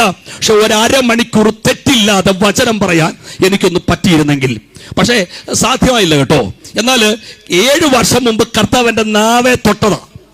അന്ന് തൊട്ടപ്പോൾ കർത്താവ് ഒരു കാര്യം പറഞ്ഞു, കൺവെൻഷനായാലും ഉപവാസ പ്രാർത്ഥനയാണെങ്കിലും പരസ്യമായ മീറ്റിംഗ് ആണെങ്കിലും ആരുടെയും മുഖം നോക്കാതെ ദൈവത്തിന്റെ വചനം നീ വിളിച്ചു പറയണം. അപ്പൊ ഈ ഒരു നിയോഗം പ്രാപിച്ചുകൊണ്ടാണ് ഞാൻ ശുശ്രൂഷയ്ക്ക് വേണ്ടി ഇറങ്ങുന്നത്. അപ്പൊ അങ്ങനെ ഇരിക്കുന്ന സമയത്ത് ആദ്യകാലങ്ങളിൽ എവിടെ പോയെന്ന് പറഞ്ഞാൽ ഈ മുഖം നോക്കാതെ അടിക്കുന്നത് നിമിത്തം ഒരുപാട് പ്രതിസന്ധികൾ ഉണ്ടായിട്ടുണ്ട്. ഒരുപാട് പ്രതിസന്ധികൾ പല സഭകളിലും കടന്നു പോകുമ്പോൾ എന്റെ മുഖത്ത് നോക്കി പലരും വന്ന് പറഞ്ഞിട്ടുണ്ട്, എടാ മര്യാദയ്ക്ക് സംസാരിക്കും, ഇങ്ങനെയാണോ പ്രസംഗിക്കേണ്ടത്? ഓരോ വാക്ക് പറയുമ്പോഴും ഞങ്ങളുടെ നെഞ്ചത്ത് വെച്ച് അടിക്കാതെ മര്യാദയ്ക്ക് പറയടാ പ്രസംഗിക്ക്, അങ്ങനെ പറഞ്ഞിട്ടുണ്ട്. ഇനി എന്നെ വിളിച്ച പാർസ് എടുത്തി എന്നിട്ട് ഇവർ പറഞ്ഞിട്ടുണ്ട്, ഇവനെ ഇനി മേലാ വിളിക്കല്ലേ എന്നൊക്കെ പറഞ്ഞിട്ടുണ്ട്. പക്ഷെ ഇപ്പോഴത്തെ ഒരു സന്തോഷം ഞാൻ പറയാം, ഇപ്പൊ എവിടെ ചെന്നാലും വലിയ പ്രശ്നമൊന്നുമില്ല. അപ്പൊ നിങ്ങൾ ചിന്തിക്കുക എന്താ പറ്റിയെന്ന്. കാര്യം ഞാൻ പറയാം, ഇന്ന് ആർക്കും ഏക്കുന്നൊന്നുമില്ല. അന്ന് ഈ പ്രസംഗിക്കുന്ന സമയത്ത് നെഞ്ചത്ത് ഏക്കുമ്പോഴായിരുന്നു എന്നെ കുത്തി, എന്നെ വെട്ടി, എനിക്ക് നൊന്തു എന്നൊക്കെ വന്ന് പറയുന്നത്. ഇപ്പൊ ഞാൻ പ്രസംഗിക്കുന്നു, ഇവിടുത്തെ ഉള്ള ദൈവദാസന്മാർ പ്രസംഗിക്കുന്നു, നമ്മൾ ഇരുന്ന് കേൾക്കുന്നു എന്നുള്ളതല്ലാതെ നമ്മുടെ ഹൃദയത്തിനകത്തോട്ട് ഇത് കയറുന്നൊന്നും ഇല്ല. ഞാൻ ഈ 2-3 ആഴ്ചയ്ക്ക് മുമ്പ്, ചില ആഴ്ചകൾക്ക് മുമ്പ് ഒരു യോഗത്തിന് പോയി ദൈവവചനം പ്രസംഗിക്കുക. അപ്പൊ പ്രസംഗമെല്ലാം കഴിഞ്ഞപ്പോ ആ ചർച്ചിലെ പ്രമുഖനായൊരു മനുഷ്യൻ ഓടി വന്നിട്ട് എന്നെ ഇങ്ങനെ ചേർത്ത് പിടിച്ചിട്ട് പറഞ്ഞു, പൊന്നു മോനെ, നല്ല പ്രസംഗമാടാ, ഇങ്ങനെ അടിക്കണം, നിനക്ക് സഭയുടെ അന്തരീക്ഷമെല്ലാം ദൈവം നിന്നെ വെളിപ്പെടുത്തിയതാ, കൃത്യമാണ് ദൂത് എന്നൊക്കെ പറഞ്ഞു ചേർത്ത് പിടിച്ചിട്ട് 2 ഉമ്മയും കൂടെ തന്നു. പ്രസംഗമെല്ലാം കഴിഞ്ഞ് ഇതെല്ലാം കഴിഞ്ഞ് ഞാൻ ആഹാരം കഴിച്ചുകൊണ്ടിരുന്നപ്പോൾ പാർഷനോട് ചോദിച്ചു, ആ പുള്ളി എന്നെ പറഞ്ഞു. അപ്പൊ ഞാൻ പറഞ്ഞു, ഇതാ പറഞ്ഞു. പാർഷ പറഞ്ഞു, അയാളാണ് ഇവിടുത്തെ 1ാമത്തെ വഴക്കാളി, സഭയിലുള്ള പ്രശ്നം മൊത്തം ഉണ്ടാക്കുന്ന പുള്ളിയാണ്. പക്ഷെ പുള്ളി എന്നോട് പറയാണ്, മോനെ എല്ലാവർക്കും ഏറ്റെന്ന്, എനിക്ക് ഏറ്റില്ല, അതുകൊണ്ട് ഇവിടെ ഇരുന്നിട്ട് അങ്ങോട്ട് തട്ടിക്കൊടുക്കരുത്, നമ്മൾ ഞേറ്റോണം. ഈ വയനാട് ഗോസ്പൽ ഫെസ്റ്റിൽ എന്നെ കർത്താവ് അയച്ചത് ഈ ദൂത് നിങ്ങളോട് പറയാനാണ്.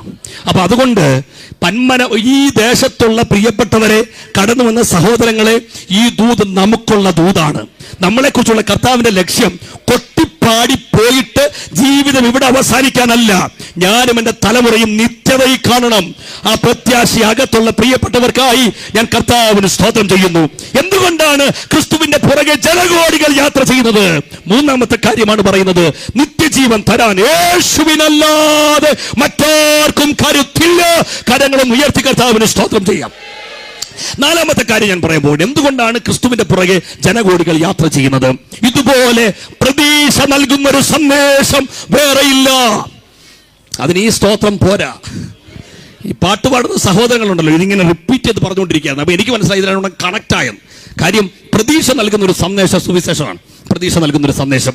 ഈ കർത്താവ് ദാവീദിൻ പട്ടണത്തിൽ ക്രിസ്തു ജനിച്ചപ്പോ ദൂതന്മാർ പാടിയൊരു മനോഹര പാട്ടുണ്ട്. അറിയാവുന്നവർ ചേർന്ന് പറഞ്ഞ്, അത്യുന്നതങ്ങളിൽ ദൈവത്തിന് മഹത്വം, ഭൂമിയിൽ ദൈവപ്രസാദമുള്ള മനുഷ്യർക്ക് സമാധാനം. അടുത്ത വാക്യം, ഈ സർവ്വജനത്തിനും ഉണ്ടാകാനുള്ള മഹാസന്തോഷം.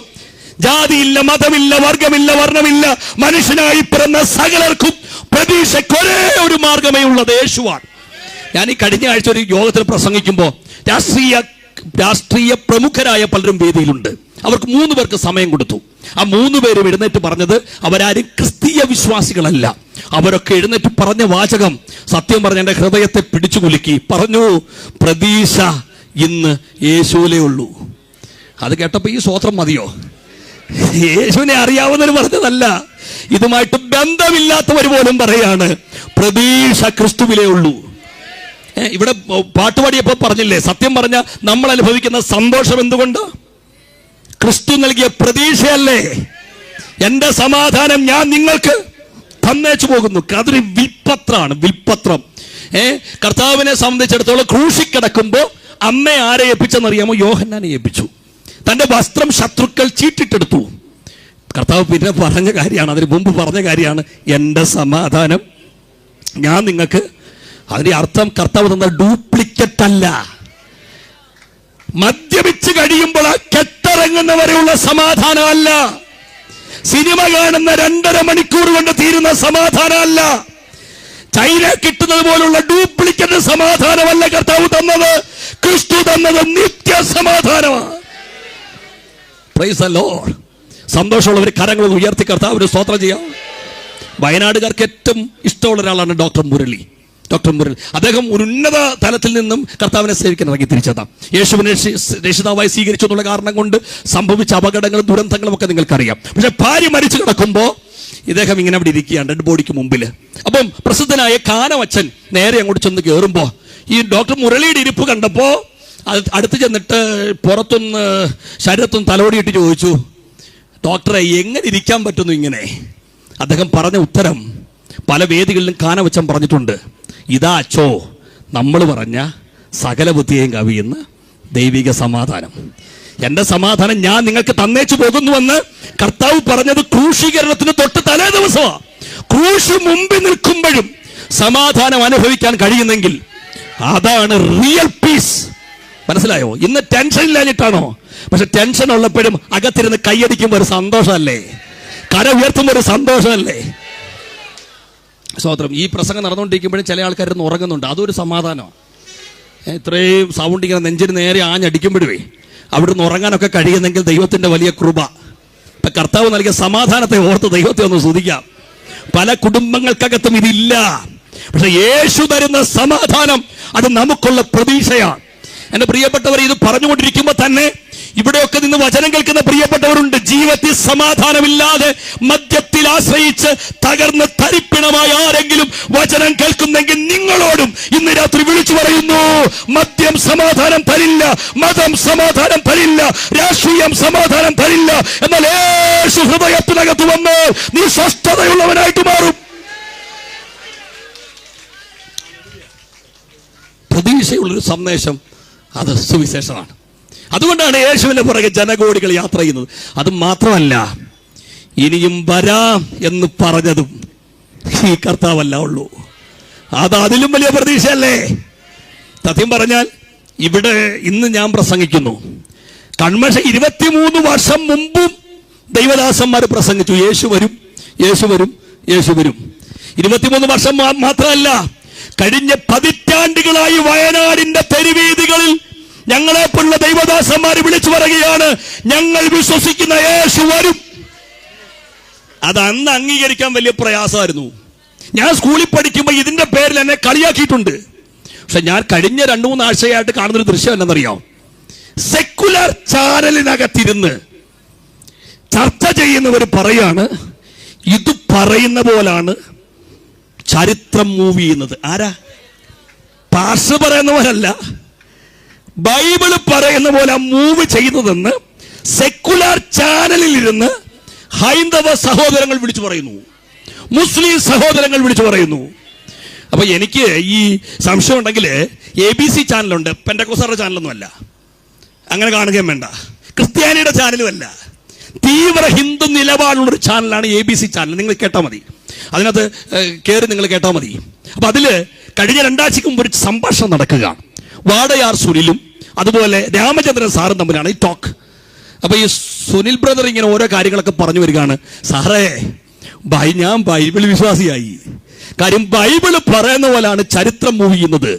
യുദ്ധങ്ങൾ, യുദ്ധശ്രുതികൾ, നടക്കുന്ന ക്ഷാമങ്ങൾ, നടക്കുന്ന കാര്യങ്ങളെല്ലാം ഈ ബൈബിള് പറയുന്ന പോലാണ് എന്ന് പറഞ്ഞു വരുമ്പോ ഈ രാമചന്ദ്ര സാറിനെ കൊണ്ട് ഞാൻ വിശ്വസിക്കുന്ന ദൈവം ഒരു ചോദ്യം ചോദിപ്പിച്ചു. അത് എന്റെ കണക്കിൽ ഇന്ന് 7 ലക്ഷം പേര് കണ്ടു കഴിഞ്ഞു. അദ്ദേഹം ചോദിക്കുകയാണ്, എന്നാ സുനിലെ ഒരു കാര്യം ചോദിച്ചോട്ടെ, നിങ്ങൾ പറയുന്നല്ലോ ബൈബിള് പറയുന്ന പോലെ എല്ലാം നടക്കുന്നതെന്ന് പറഞ്ഞു വന്നപ്പോൾ എനിക്കും മനസ്സിലായി, സത്യമാണ്, നിങ്ങൾ പറയുന്നതിനകത്ത് അർത്ഥമുണ്ട്. ബൈബിളിൽ ഒരു കാര്യം കൂടെ പറയുന്നില്ലേ, ഈ മശിഹ തിരിച്ചു വരുമെന്ന്, യേശു തിരിച്ചു വരും, അത് സത്യമാണോ എന്ന് ചോദിക്കുമ്പോ ചിരിച്ചോണ്ട് തന്നെ ഈ സുനിൽ ബ്രദർ പറയാണ്, ഈ പറഞ്ഞതെല്ലാം നടന്നിട്ടുണ്ടെങ്കിൽ അത് മാത്രം നടക്കാതിരിക്കുമോ സാറേ? യേശു വരും.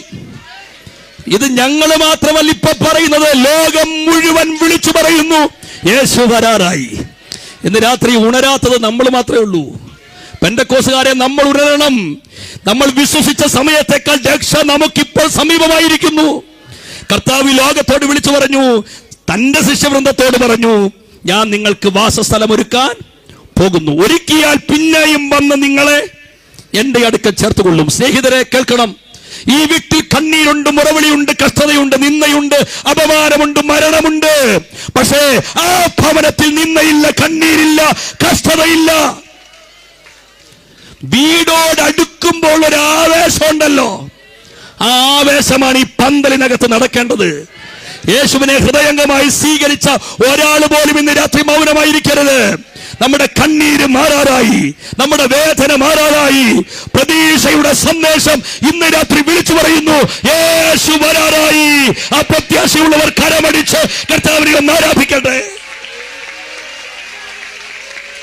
ഹല്ലേലൂയ. പ്രതീക്ഷയുള്ളൊരു സന്ദേശം, അത് സുവിശേഷമാണ്, ക്രിസ്തുവാണ്. അതുകൊണ്ടാണ് ക്രിസ്തുവിന്റെ പുറകെ ജനകോടികൾ യാത്ര ചെയ്യുന്നത്. ഇനി അടുത്ത കാര്യം കേൾക്കണേ, യേശുവിന്റെ പുറകെ എന്തുകൊണ്ടാണ് ജനം? ഉത്തരം, ഇതുപോലെ അടുത്തറിയുന്നൊരു വ്യക്തി വേറെയില്ല. ഇത് പറയുമ്പോൾ എനിക്ക് തുള്ളിച്ചാടാൻ തോന്നുന്നൊരു കാര്യം ഞാൻ പറയാം. അടുത്തറിയുന്ന പോയിട്ട് അവിടെ കിടന്ന് എന്തോ ബഹളം ഉണ്ടാക്കിയാലും ചലിക്കാൻ കഴിയാത്തത് ആയിരങ്ങളുള്ളപ്പോ ഇവിടെ നിന്നൊരു സ്തോത്രം പറഞ്ഞാലും കേൾക്കാനും ഇറങ്ങാനും കരുത്തുള്ള ഒരു ദൈവത്തെ സേവിക്കാൻ നമുക്ക് ഭാഗ്യം കിട്ടിയല്ലോ. ഞാൻ ഈ ഒരു ചില ആഴ്ചകൾക്ക് മുമ്പ് റാന്നിയിൽ പ്രസംഗിച്ചുകൊണ്ടിരിക്കുകയാണ്. അപ്പൊ പ്രസംഗിക്കുന്നതിൻ്റെ ഇടയിൽ യേശുവിന്റെ ഉയർപ്പിനെ കുറിച്ചാണ് സംസാരിക്കുന്നത്. അപ്പൊ ഞാൻ ഒരു പാട്ട് പാടി. ആ പാട്ട്, ഉലകമഹാന്മാർ അഖിലരും ഒരുപോലെ ഉറങ്ങുന്നു കല്ലറയിൽ, നമ്മൾ ഉന്നതനേശു മഹേശ്വരൻ മാത്രം ഉയരത്തിൽ വാണിടുന്നു. ഈ പാട്ടാണ്. ഉള്ള കാര്യം ഞാൻ പറയാം, എനിക്ക് പാടാൻ അറിയില്ല.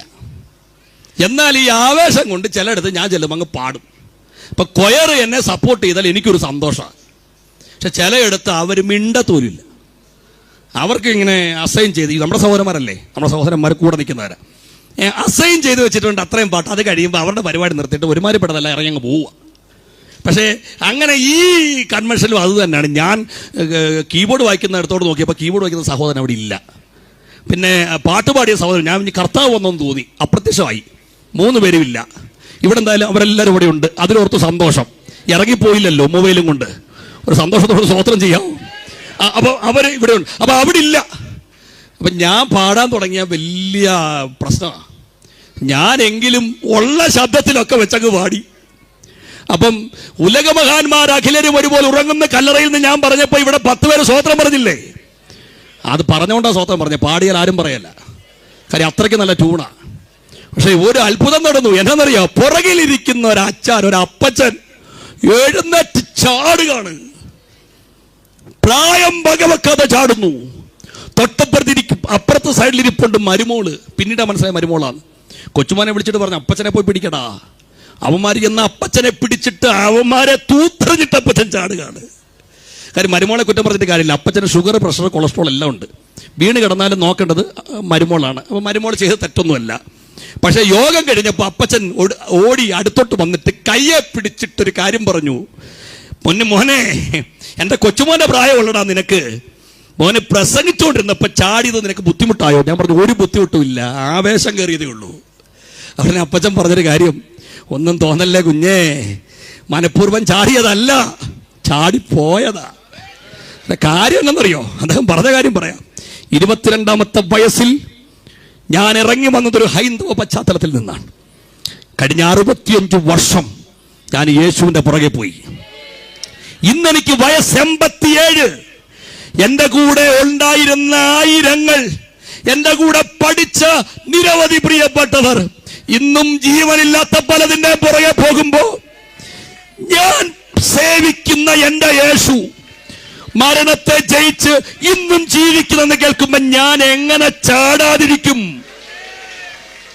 ഇന്ന് രാത്രി വചനം കേട്ടോണ്ടിരിക്കുമ്പോ എന്റെ പ്രിയപ്പെട്ടവരെ, നമ്മെ അടുത്തറിയുന്ന ഒരപ്പനെയാ നമ്മൾ ആരാധിക്കുന്നേ. കൈയുണ്ട് ചലിക്കും, കാലുണ്ട് നടക്കും, കണ്ണുണ്ട് കാണും, ചേർത്ത് പിടിക്കാൻ കരുത്തുള്ള ഒരു അരുമനാഥൻ. സ്വോത്രം സ്വോത്രം സ്വോത്രം. അത് നമ്മുടെ ജീവിതത്തിന്റെ ഏറ്റവും വലിയ ഭാഗ്യമല്ലേ അങ്ങനത്തെ കർത്താവിനെ. പിന്നെ ഒരു കാര്യം ഓർത്താൽ മതി, ഭാര്യയായാലും ഭർത്താവായാലും അങ്ങനൊന്നും ആർക്കും ആരെ അറിയില്ല. നിങ്ങളുടെ ഭാര്യയ്ക്ക് നിങ്ങളെ 30% അറിയാമെങ്കിൽ ചേട്ടാ രക്ഷപ്പെട്ടു, രക്ഷപ്പെട്ടു. ഭാര്യയ്ക്കും ഭർത്താവിനും ഒന്നും അതിൽ കൂടുതലൊന്നും അറിയത്തില്ലെന്നേ, അറിയില്ല. ഏത് കൂടപ്പിറപ്പായാലും അറിയില്ല. ഇനി പ്രസംഗിക്കുന്ന എനിക്ക് നിങ്ങളുടെ ഹൃദയം അറിയാവോ?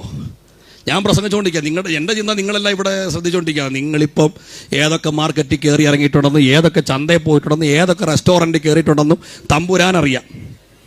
ഇപ്പം പ്രസംഗിച്ചുകൊണ്ടിരിക്കുമ്പം എന്നെക്കുറിച്ചുള്ള വിധിയെഴുത്തൽ എന്തെന്ന് എനിക്കറിയത്തില്ല. ഈ പാർഷന്മാരെയും തിരിച്ചും പറയാണ്. നമ്മൾ യോഗത്തിലിരുന്ന് 4 സ്വോത്രം പറയുമ്പം നിങ്ങൾ ചിന്തിക്കും പാർഷന്മാരും പോസിറ്റീവായിട്ടാണ് ചിന്തിക്കുന്നത്. ചിലപ്പോൾ ഞങ്ങളും തിരിച്ചൊക്കെ ചിന്തിക്കും.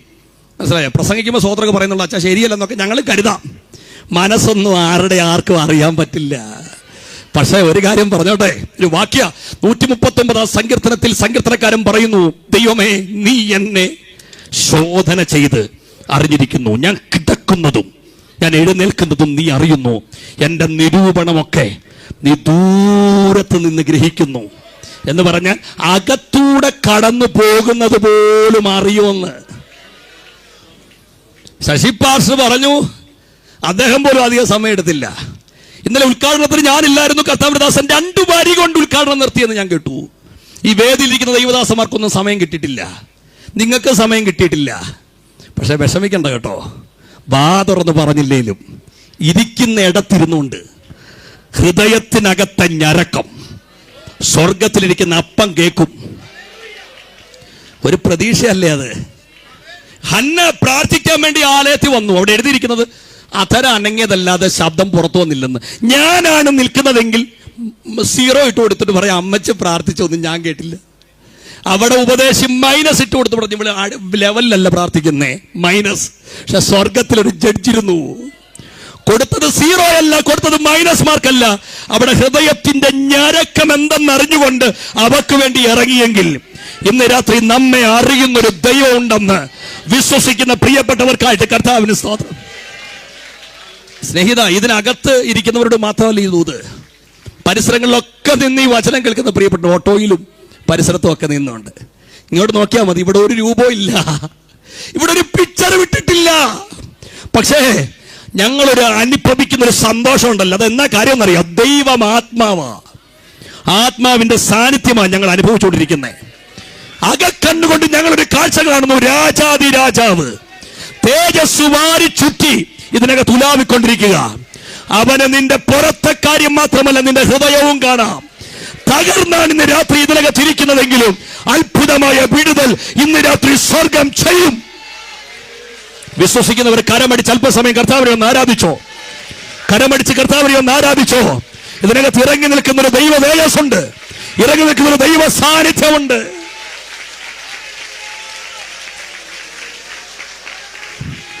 ജീസസ്.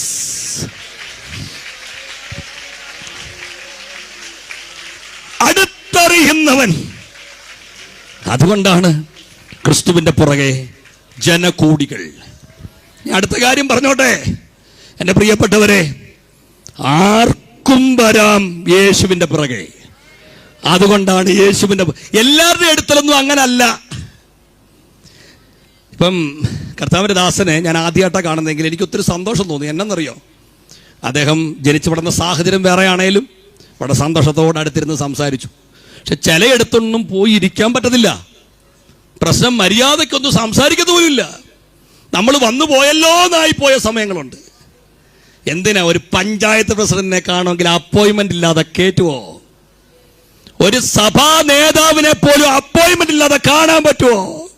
പക്ഷെ 24/7 ഏത് സമയത്തും അപ്പാ എന്നൊരു വാക്ക് വിളിച്ചാൽ ഓടി അണയാൻ കഴിയുന്ന ഒരു സ്ഥലം. പാപിനിയായ സ്ത്രീ, അവിടെ ആർക്കും വരാൻ പറ്റില്ല. അവളെ കൊല്ലാൻ വേണ്ടി കൊണ്ടുവന്നപ്പോഴും കർത്താവ് ചേർത്തങ്ങ് പിടിച്ചു. കുഷ്ഠരോഗിയുടെ അടുത്തിരുന്ന് ആരും ആഹാരം കഴിക്കാറില്ല, അവരെ വീട്ടിൽ കയറ്റാറില്ല. പക്ഷെ അവന്റെ വീട്ടിൽ യേശു കയറി ചെന്നു. എന്റെ പ്രിയപ്പെട്ടവരെ, ചുങ്കക്കാരനെ സംബന്ധിച്ചിടത്തോളം അവൻ എഴുതി തള്ളിയപ്പെട്ടവനാ, പക്ഷെ അവനെയും കർത്താവ് ചേർത്ത് പിടിച്ചു. എന്റെ ചെറിയ പ്രായത്തില് എന്നെ അത്ഭുതപ്പെടുത്തിയൊരു വാക്യമുണ്ട്. എന്നറിയോ, ഞങ്ങളൊക്കെ ചർച്ചിൽ വളരെ ആക്റ്റീവായിരുന്നെങ്കിലും ഞങ്ങളെ ഈ വലിയ ആൾക്കാരും അടുപ്പിക്കത്തില്ല. എന്ത് കാര്യം ഉണ്ടെങ്കിലും പറയുന്നത് പിള്ളേര് പിള്ളേര് പിള്ളേര്. ജോലി ചെയ്യാനല്ല ഞങ്ങളും വേണം, പക്ഷെ കാര്യത്തിനൊന്നും അടുപ്പിക്കത്തുമില്ല. അപ്പോഴാണ് ആ വാക്യം, കുഞ്ഞുങ്ങളെ എൻ്റെ അടുക്കൽ വരാൻ. കുഞ്ഞെന്നില്ല. അതാണ്ട് ഈ മുമ്പിരിക്കുന്ന കുഞ്ഞുങ്ങളുണ്ടല്ലോ, നിങ്ങൾ പറയുന്ന പോലെ ഒരു സ്തോത്രം പറയുന്നില്ല, പക്ഷെ അവരുടെ മേലും കർത്താവ് ഇന്ന് രാത്രി ഇറങ്ങുന്നുണ്ട്. 12 വർഷം രക്തസ്രാവം ഉണ്ടായിരുന്ന ഒരു സഹോദരി, അവള് അതുവരെ അറിഞ്ഞത് അവൾ അശുദ്ധയാണ്. അവള് കേട്ടിട്ടുള്ള ദൈവങ്ങളൊക്കെ അവള് കയറി തൊട്ടാൽ അശുദ്ധയാകും, ദേഷ്യപ്പെടും. അതുകൊണ്ട് ആ ചിന്തയിൽ യേശു സൗഖ്യമാക്കാൻ കഴിവുണ്ടെന്ന് അവർക്ക് അറിയാവുന്നതുകൊണ്ട് യേശു പോലും അറിയാതെ പുറകിൽ ചെന്നിട്ട് കർത്താവിന്റെ വസ്ത്രത്തിന്റെ തൊങ്ങല് തൊട്ടപ്പോ അവിടെ അശുദ്ധി യേശുവിലേക്ക് വ്യാപരിച്ചെന്നല്ല, യേശുവിന്റെ വിശുദ്ധി അവിടെ അകത്ത് കയറിയിട്ട് അവിടെ അശുദ്ധി മാറി. ഇന്ന് എന്റെ പ്രിയപ്പെട്ടവര്, ഈ യേശുവിനെ രക്ഷിതാവായി സ്വീകരിക്കാൻ കഴിഞ്ഞതിൽ അഭിമാനം. കാര്യം പലയിടത്തും മര്യാദയ്ക്ക് നിന്ന് ആരാധിക്കാൻ പറ്റത്തില്ല, അതിർവരം വിട്ടിരിക്കുകയാണ്, ബൗണ്ടറി ഇട്ടിരിക്കുകയാണ്, അടുത്തു വരാൻ പറ്റില്ല. അശുദ്ധൻ അശുദ്ധൻ അശുദ്ധൻ എന്ന് മാറ്റി പറയുമ്പോ ധൈര്യത്തോടെ കൃപാസനത്തോടെ അടുത്ത് വന്ന് മുട്ടുമേലിരുന്ന് അപ്പാ എന്ന് വിളിക്കാൻ. അങ്ങനെയാണെങ്കിൽ ഇന്ന് രാത്രി പരിശുദ്ധാത്മാവിനോട് പറഞ്ഞൊരു കാര്യം ദൂതായിട്ട് ഞാൻ വിളിച്ചു പറയാം. യേശു പോലും അറിയാതെ കർത്താവിന്റെ വസ്ത്രത്തിന്റെ തൊങ്ങൽ തൊട്ടപ്പോ അവളിലേക്ക് സൗഖ്യത്തിന്റെ കരം വെളിപ്പെട്ടെങ്കിൽ ഇന്ന് രാത്രി അറിഞ്ഞുകൊണ്ട് ചിലരെ കർത്താവ് ഇന്ന് രാത്രി തൊടുകയാണ്. കുഞ്ഞെ നിന്നെ തൊടുക, മാതാവെ നിന്നെ തൊടുക, പ്രിയ അങ്കിളെ തൊടുക. ഇന്ന് രാത്രി എത്ര വലിയ കെട്ടായാലും ആ കെട്ട് ഇന്ന് രാത്രി അഴിയും, എത്ര വലിയ അശുദ്ധിയായാലും ഇന്ന് രാത്രി അഴിയും. വിശ്വസിക്കുന്നവർ ആത്മാവിൽ ആരാധിച്ച് ഈ ദൂതാറ്റെടുത്ത് അത്ഭുത സൗഖ്യങ്ങൾ ഇതിനകത്ത് സംഭവിക്കുന്നു. യേശു ചിലരെ തൊടുക.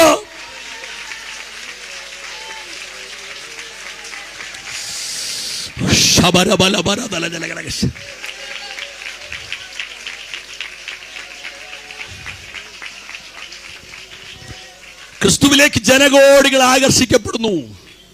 ആർക്കും വരാം യേശുവിന്റെ അടുക്കൽ. ഇനി പറയാൻ പോകുന്നത് എന്റെ അനുഭവം കൂടെ ചേർത്താണ്. 7, എന്തുകൊണ്ട് ക്രിസ്തുവിലേക്ക് ജനകോടികൾ ആകർഷിക്കപ്പെടുന്നു? യേശുവിന്റെ പുറകെ പോകുന്ന യാത്ര ഇത്ര ആനന്ദകരമായ വേറൊരു ജീവിതം ഇല്ല. അത് അനുഭവമുള്ളവരെന്ന് കരവുയർത്തിയാട്ട്. യഥാർത്ഥത്തിൽ യേശുവിനെ അനുഭവിച്ച ഒരാളും കർത്താവിനെ വിട്ടുപോയില്ല. ക്രിസ്തീയ ജീവിത മാഹാത്മ്യം കണ്ടവർ ക്രിസ്തനെ വിട്ടുപോയിടുവോ? നമ്മൾ ആവേശത്തിൽ പാടുന്നൊരു പാട്ടാണ്, പഴയകാലം മുതൽ യേശുവോട് ചേർന്നിരിപ്പത്.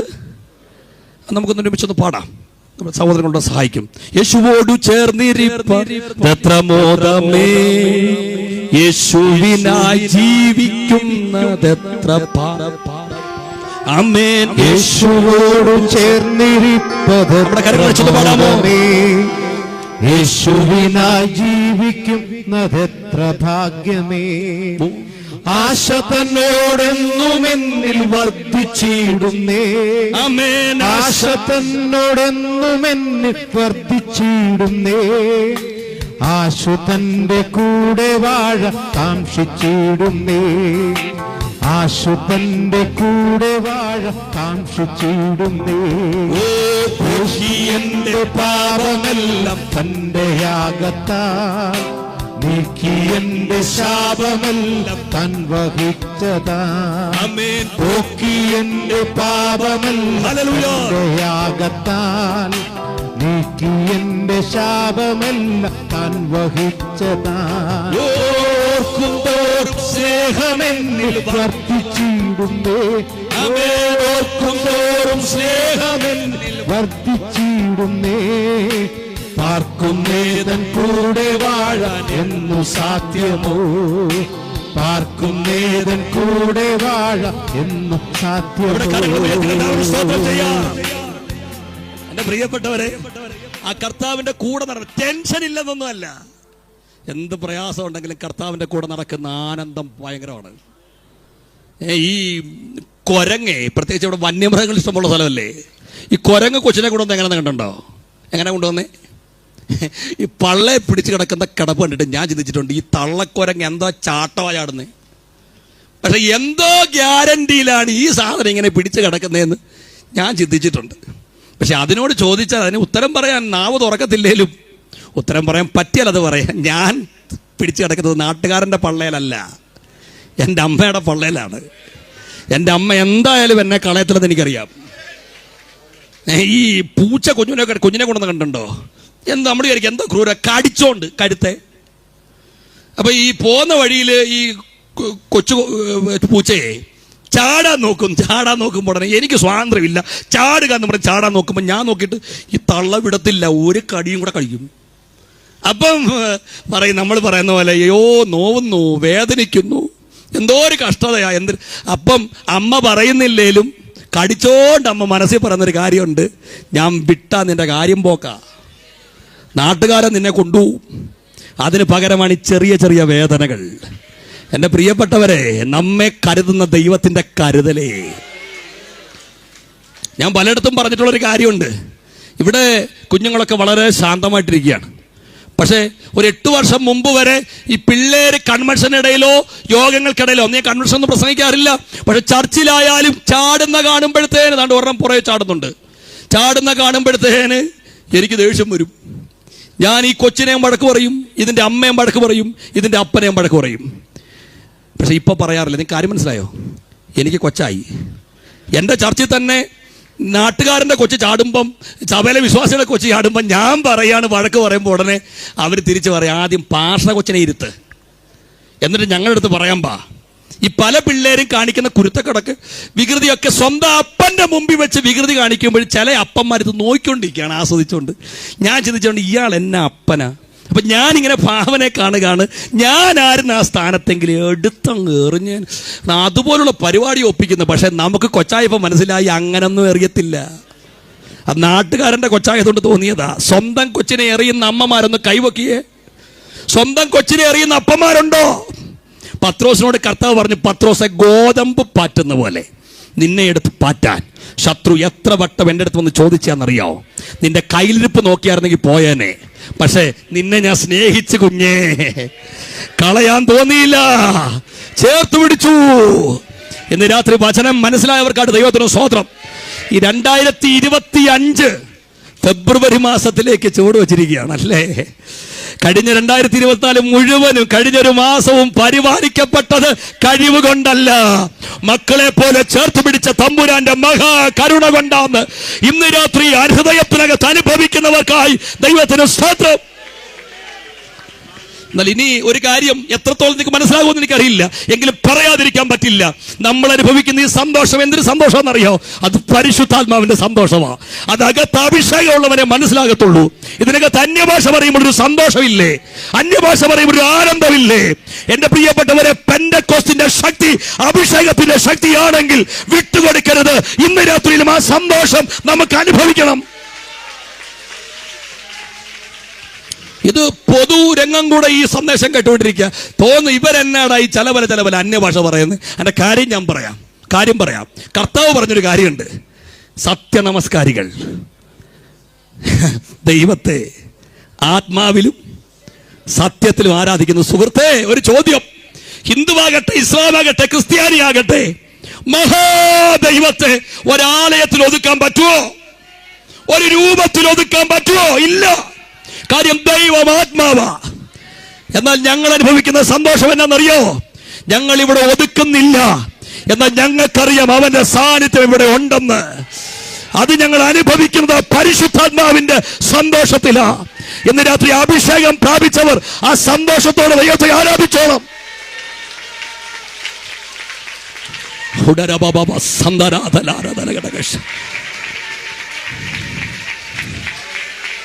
ഹല്ലേലൂയ. സ്തോത്രം. ഇത്ര ആനന്ദകരമായൊരു ജീവിതം വേറെ ഇല്ല. ഇനി കേൾക്കണം, പത്രോസ് പറഞ്ഞൊരു വാചകം കൂടെ ഞാൻ ചേർത്ത് പറയുന്നു. ക്രിസ്തുവിലേക്ക് ജനം ആകർഷിക്കപ്പെടുന്നതിൻ്റെ 8ാമത്തെ കാര്യം. പത്രോസ് പറഞ്ഞു, കർത്താവേ, നീ ആരാന്ന് ഞങ്ങൾ പറയാം. നീ ജീവനുള്ള ദൈവത്തിൻ്റെ പുത്രനായ ക്രിസ്തു. അയ്യോ, അത് കേൾക്കുമ്പോണ്ടല്ലോ നമുക്കൊരു സന്തോഷം തോന്നേണ്ട കാര്യം.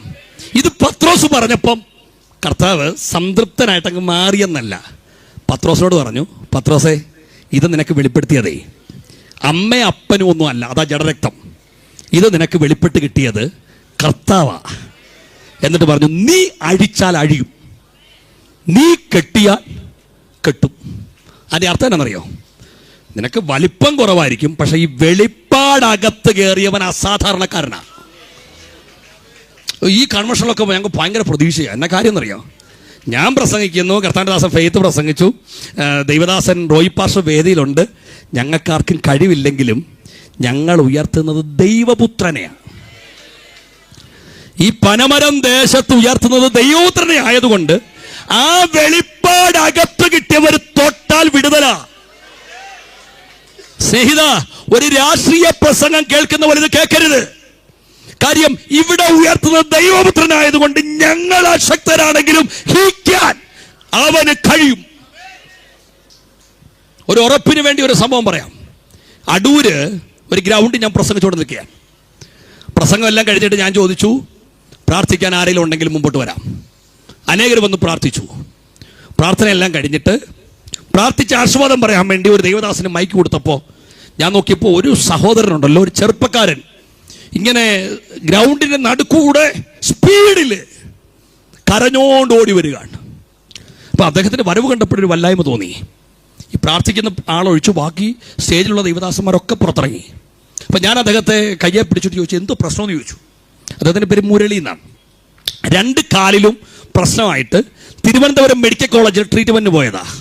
പക്ഷെ കേട്ടത് നെഗറ്റീവ് വാർത്ത. അങ്ങനെ തകർന്നാണ് തിരിച്ചു വരുന്നത്. പെട്രോൾ പമ്പിൽ പെട്രോൾ അടിക്കാൻ വേണ്ടി നിൽക്കുമ്പോൾ പെട്ടെന്ന് ആ ഗ്രൗണ്ടിൽ നിന്ന് കേൾക്കുന്ന സുവിശേഷം ഉണ്ടല്ലോ, ഇദ്ദേഹത്തിൻ്റെ അകത്തോട്ട് കയറി. അപ്പം വണ്ടി ഓടിക്കുന്ന സഹോദരനോട് പറഞ്ഞു, വണ്ടി സൈഡിലോട്ടിട്ട് പ്രസംഗം കേട്ടിട്ട് പോകാമെന്ന് പറഞ്ഞു. അദ്ദേഹം കുളനടക്കാരനാണ്, പന്തളത്തിനപ്പുറം കുളനടക്കാരനാണ്.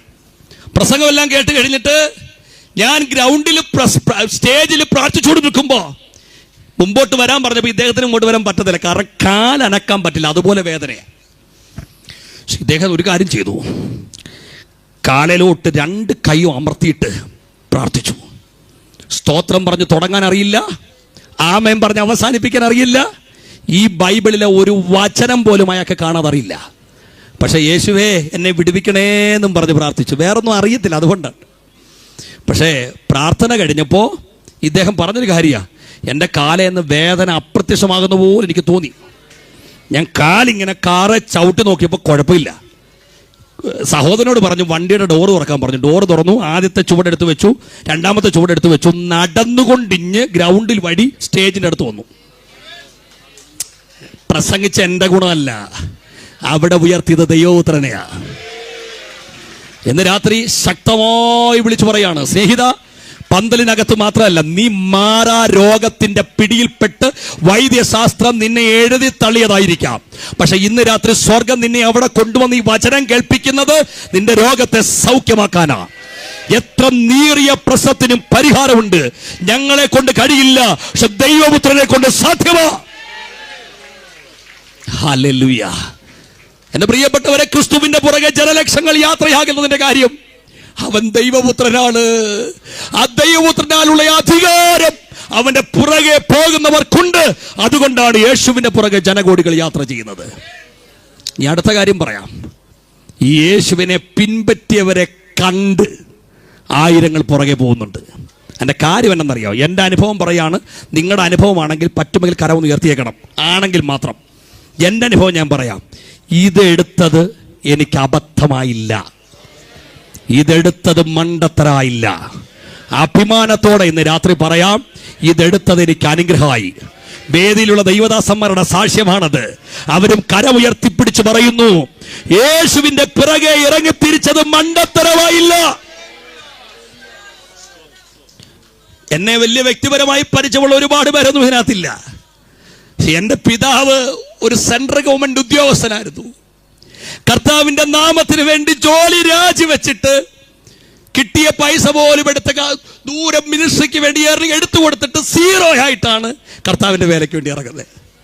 ഈ കർത്താവിന്റെ വേലയ്ക്ക് വേണ്ടി ഇറങ്ങിയപ്പോൾ ഞാൻ ഇങ്ങനെ വളർന്നു വരുന്നൊരു സമയം എൻ്റെ പെങ്ങള് കയറി വരുന്നേ ഉള്ളൂ.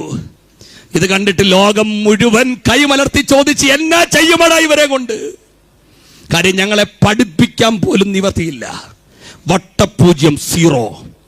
അങ്ങനെയുള്ള ഒരു കാലത്ത് നിന്ന് ഇന്നിവിടെ നിന്നുകൊണ്ട് ഞാൻ ഈ വചനം ഉയർത്തി പറയാം, ദൈവം ആർക്കും കടക്കാരൻ അല്ല.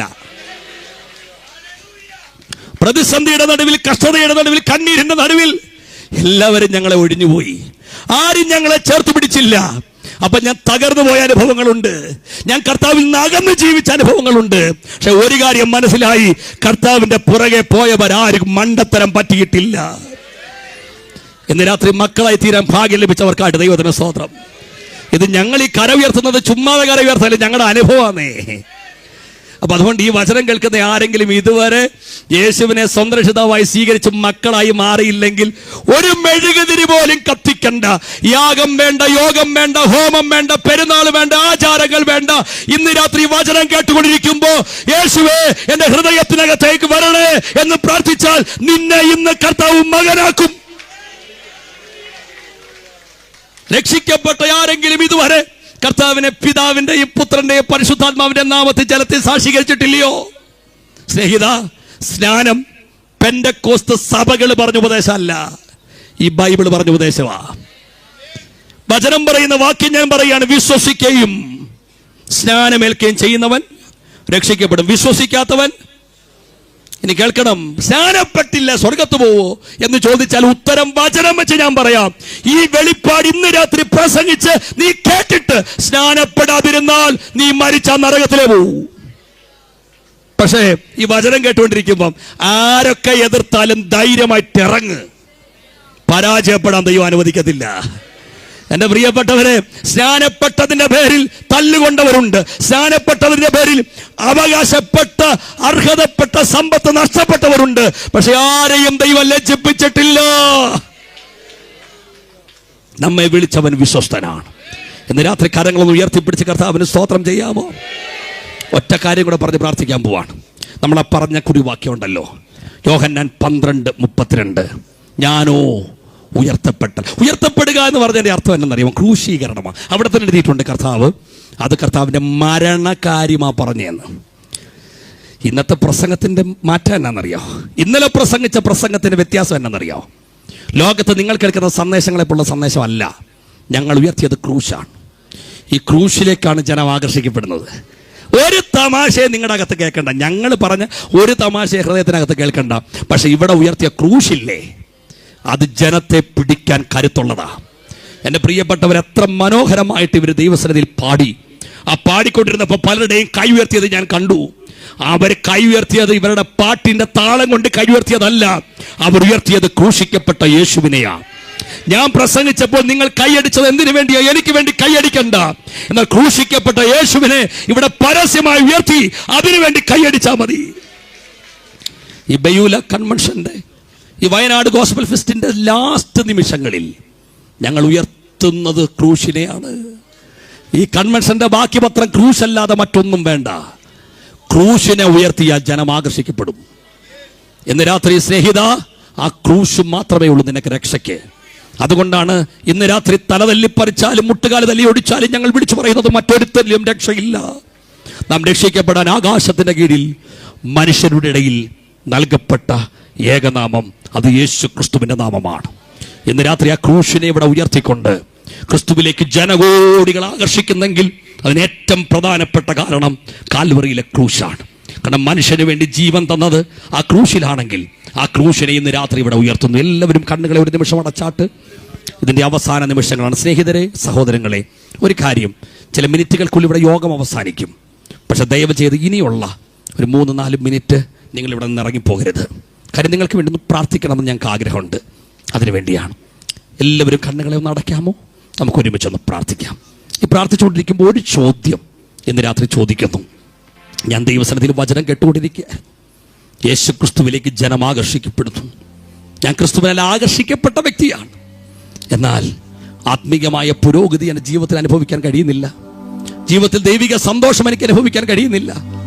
എൻ്റെ ശാരീരികമായി ഞാൻ അനുഭവിക്കുന്ന രോഗങ്ങളുടെ നടുവിൽ, പ്രതിസന്ധികളുടെ നടുവിൽ, കണ്ണീരിൻ്റെ അവസ്ഥകളുടെ നടുവിൽ എനിക്ക് മുമ്പോട്ട് പോകാൻ കഴിയാത്ത സാഹചര്യമാണ്. എന്നാൽ ഇന്ന് രാത്രി ആത്മീകമായൊരു വിടുതൽ എനിക്ക് ആവശ്യമാണ്. അത് രോഗമാകട്ടെ, ആത്മീക വിഷയമാകട്ടെ, മാനസിക പ്രയാസങ്ങളാകട്ടെ, എന്തുമാകട്ടെ, അത് ദൈവം അറിയുന്നു. ഇന്ന് രാത്രി എനിക്ക് വേണ്ടി ഒന്ന് പ്രാർത്ഥിക്കണം. കർത്താവ് എനിക്ക് വേണ്ടി പ്രവർത്തിക്കുമെന്ന് ഞാൻ വിശ്വസിക്കുന്നു. വചനം ഇന്ന് രാത്രി എന്നെ തൊട്ടു. അങ്ങനെയുള്ളവർ മാത്രം കരങ്ങളൊന്ന് ഉയർത്തിപ്പിടിച്ചാട്ട്.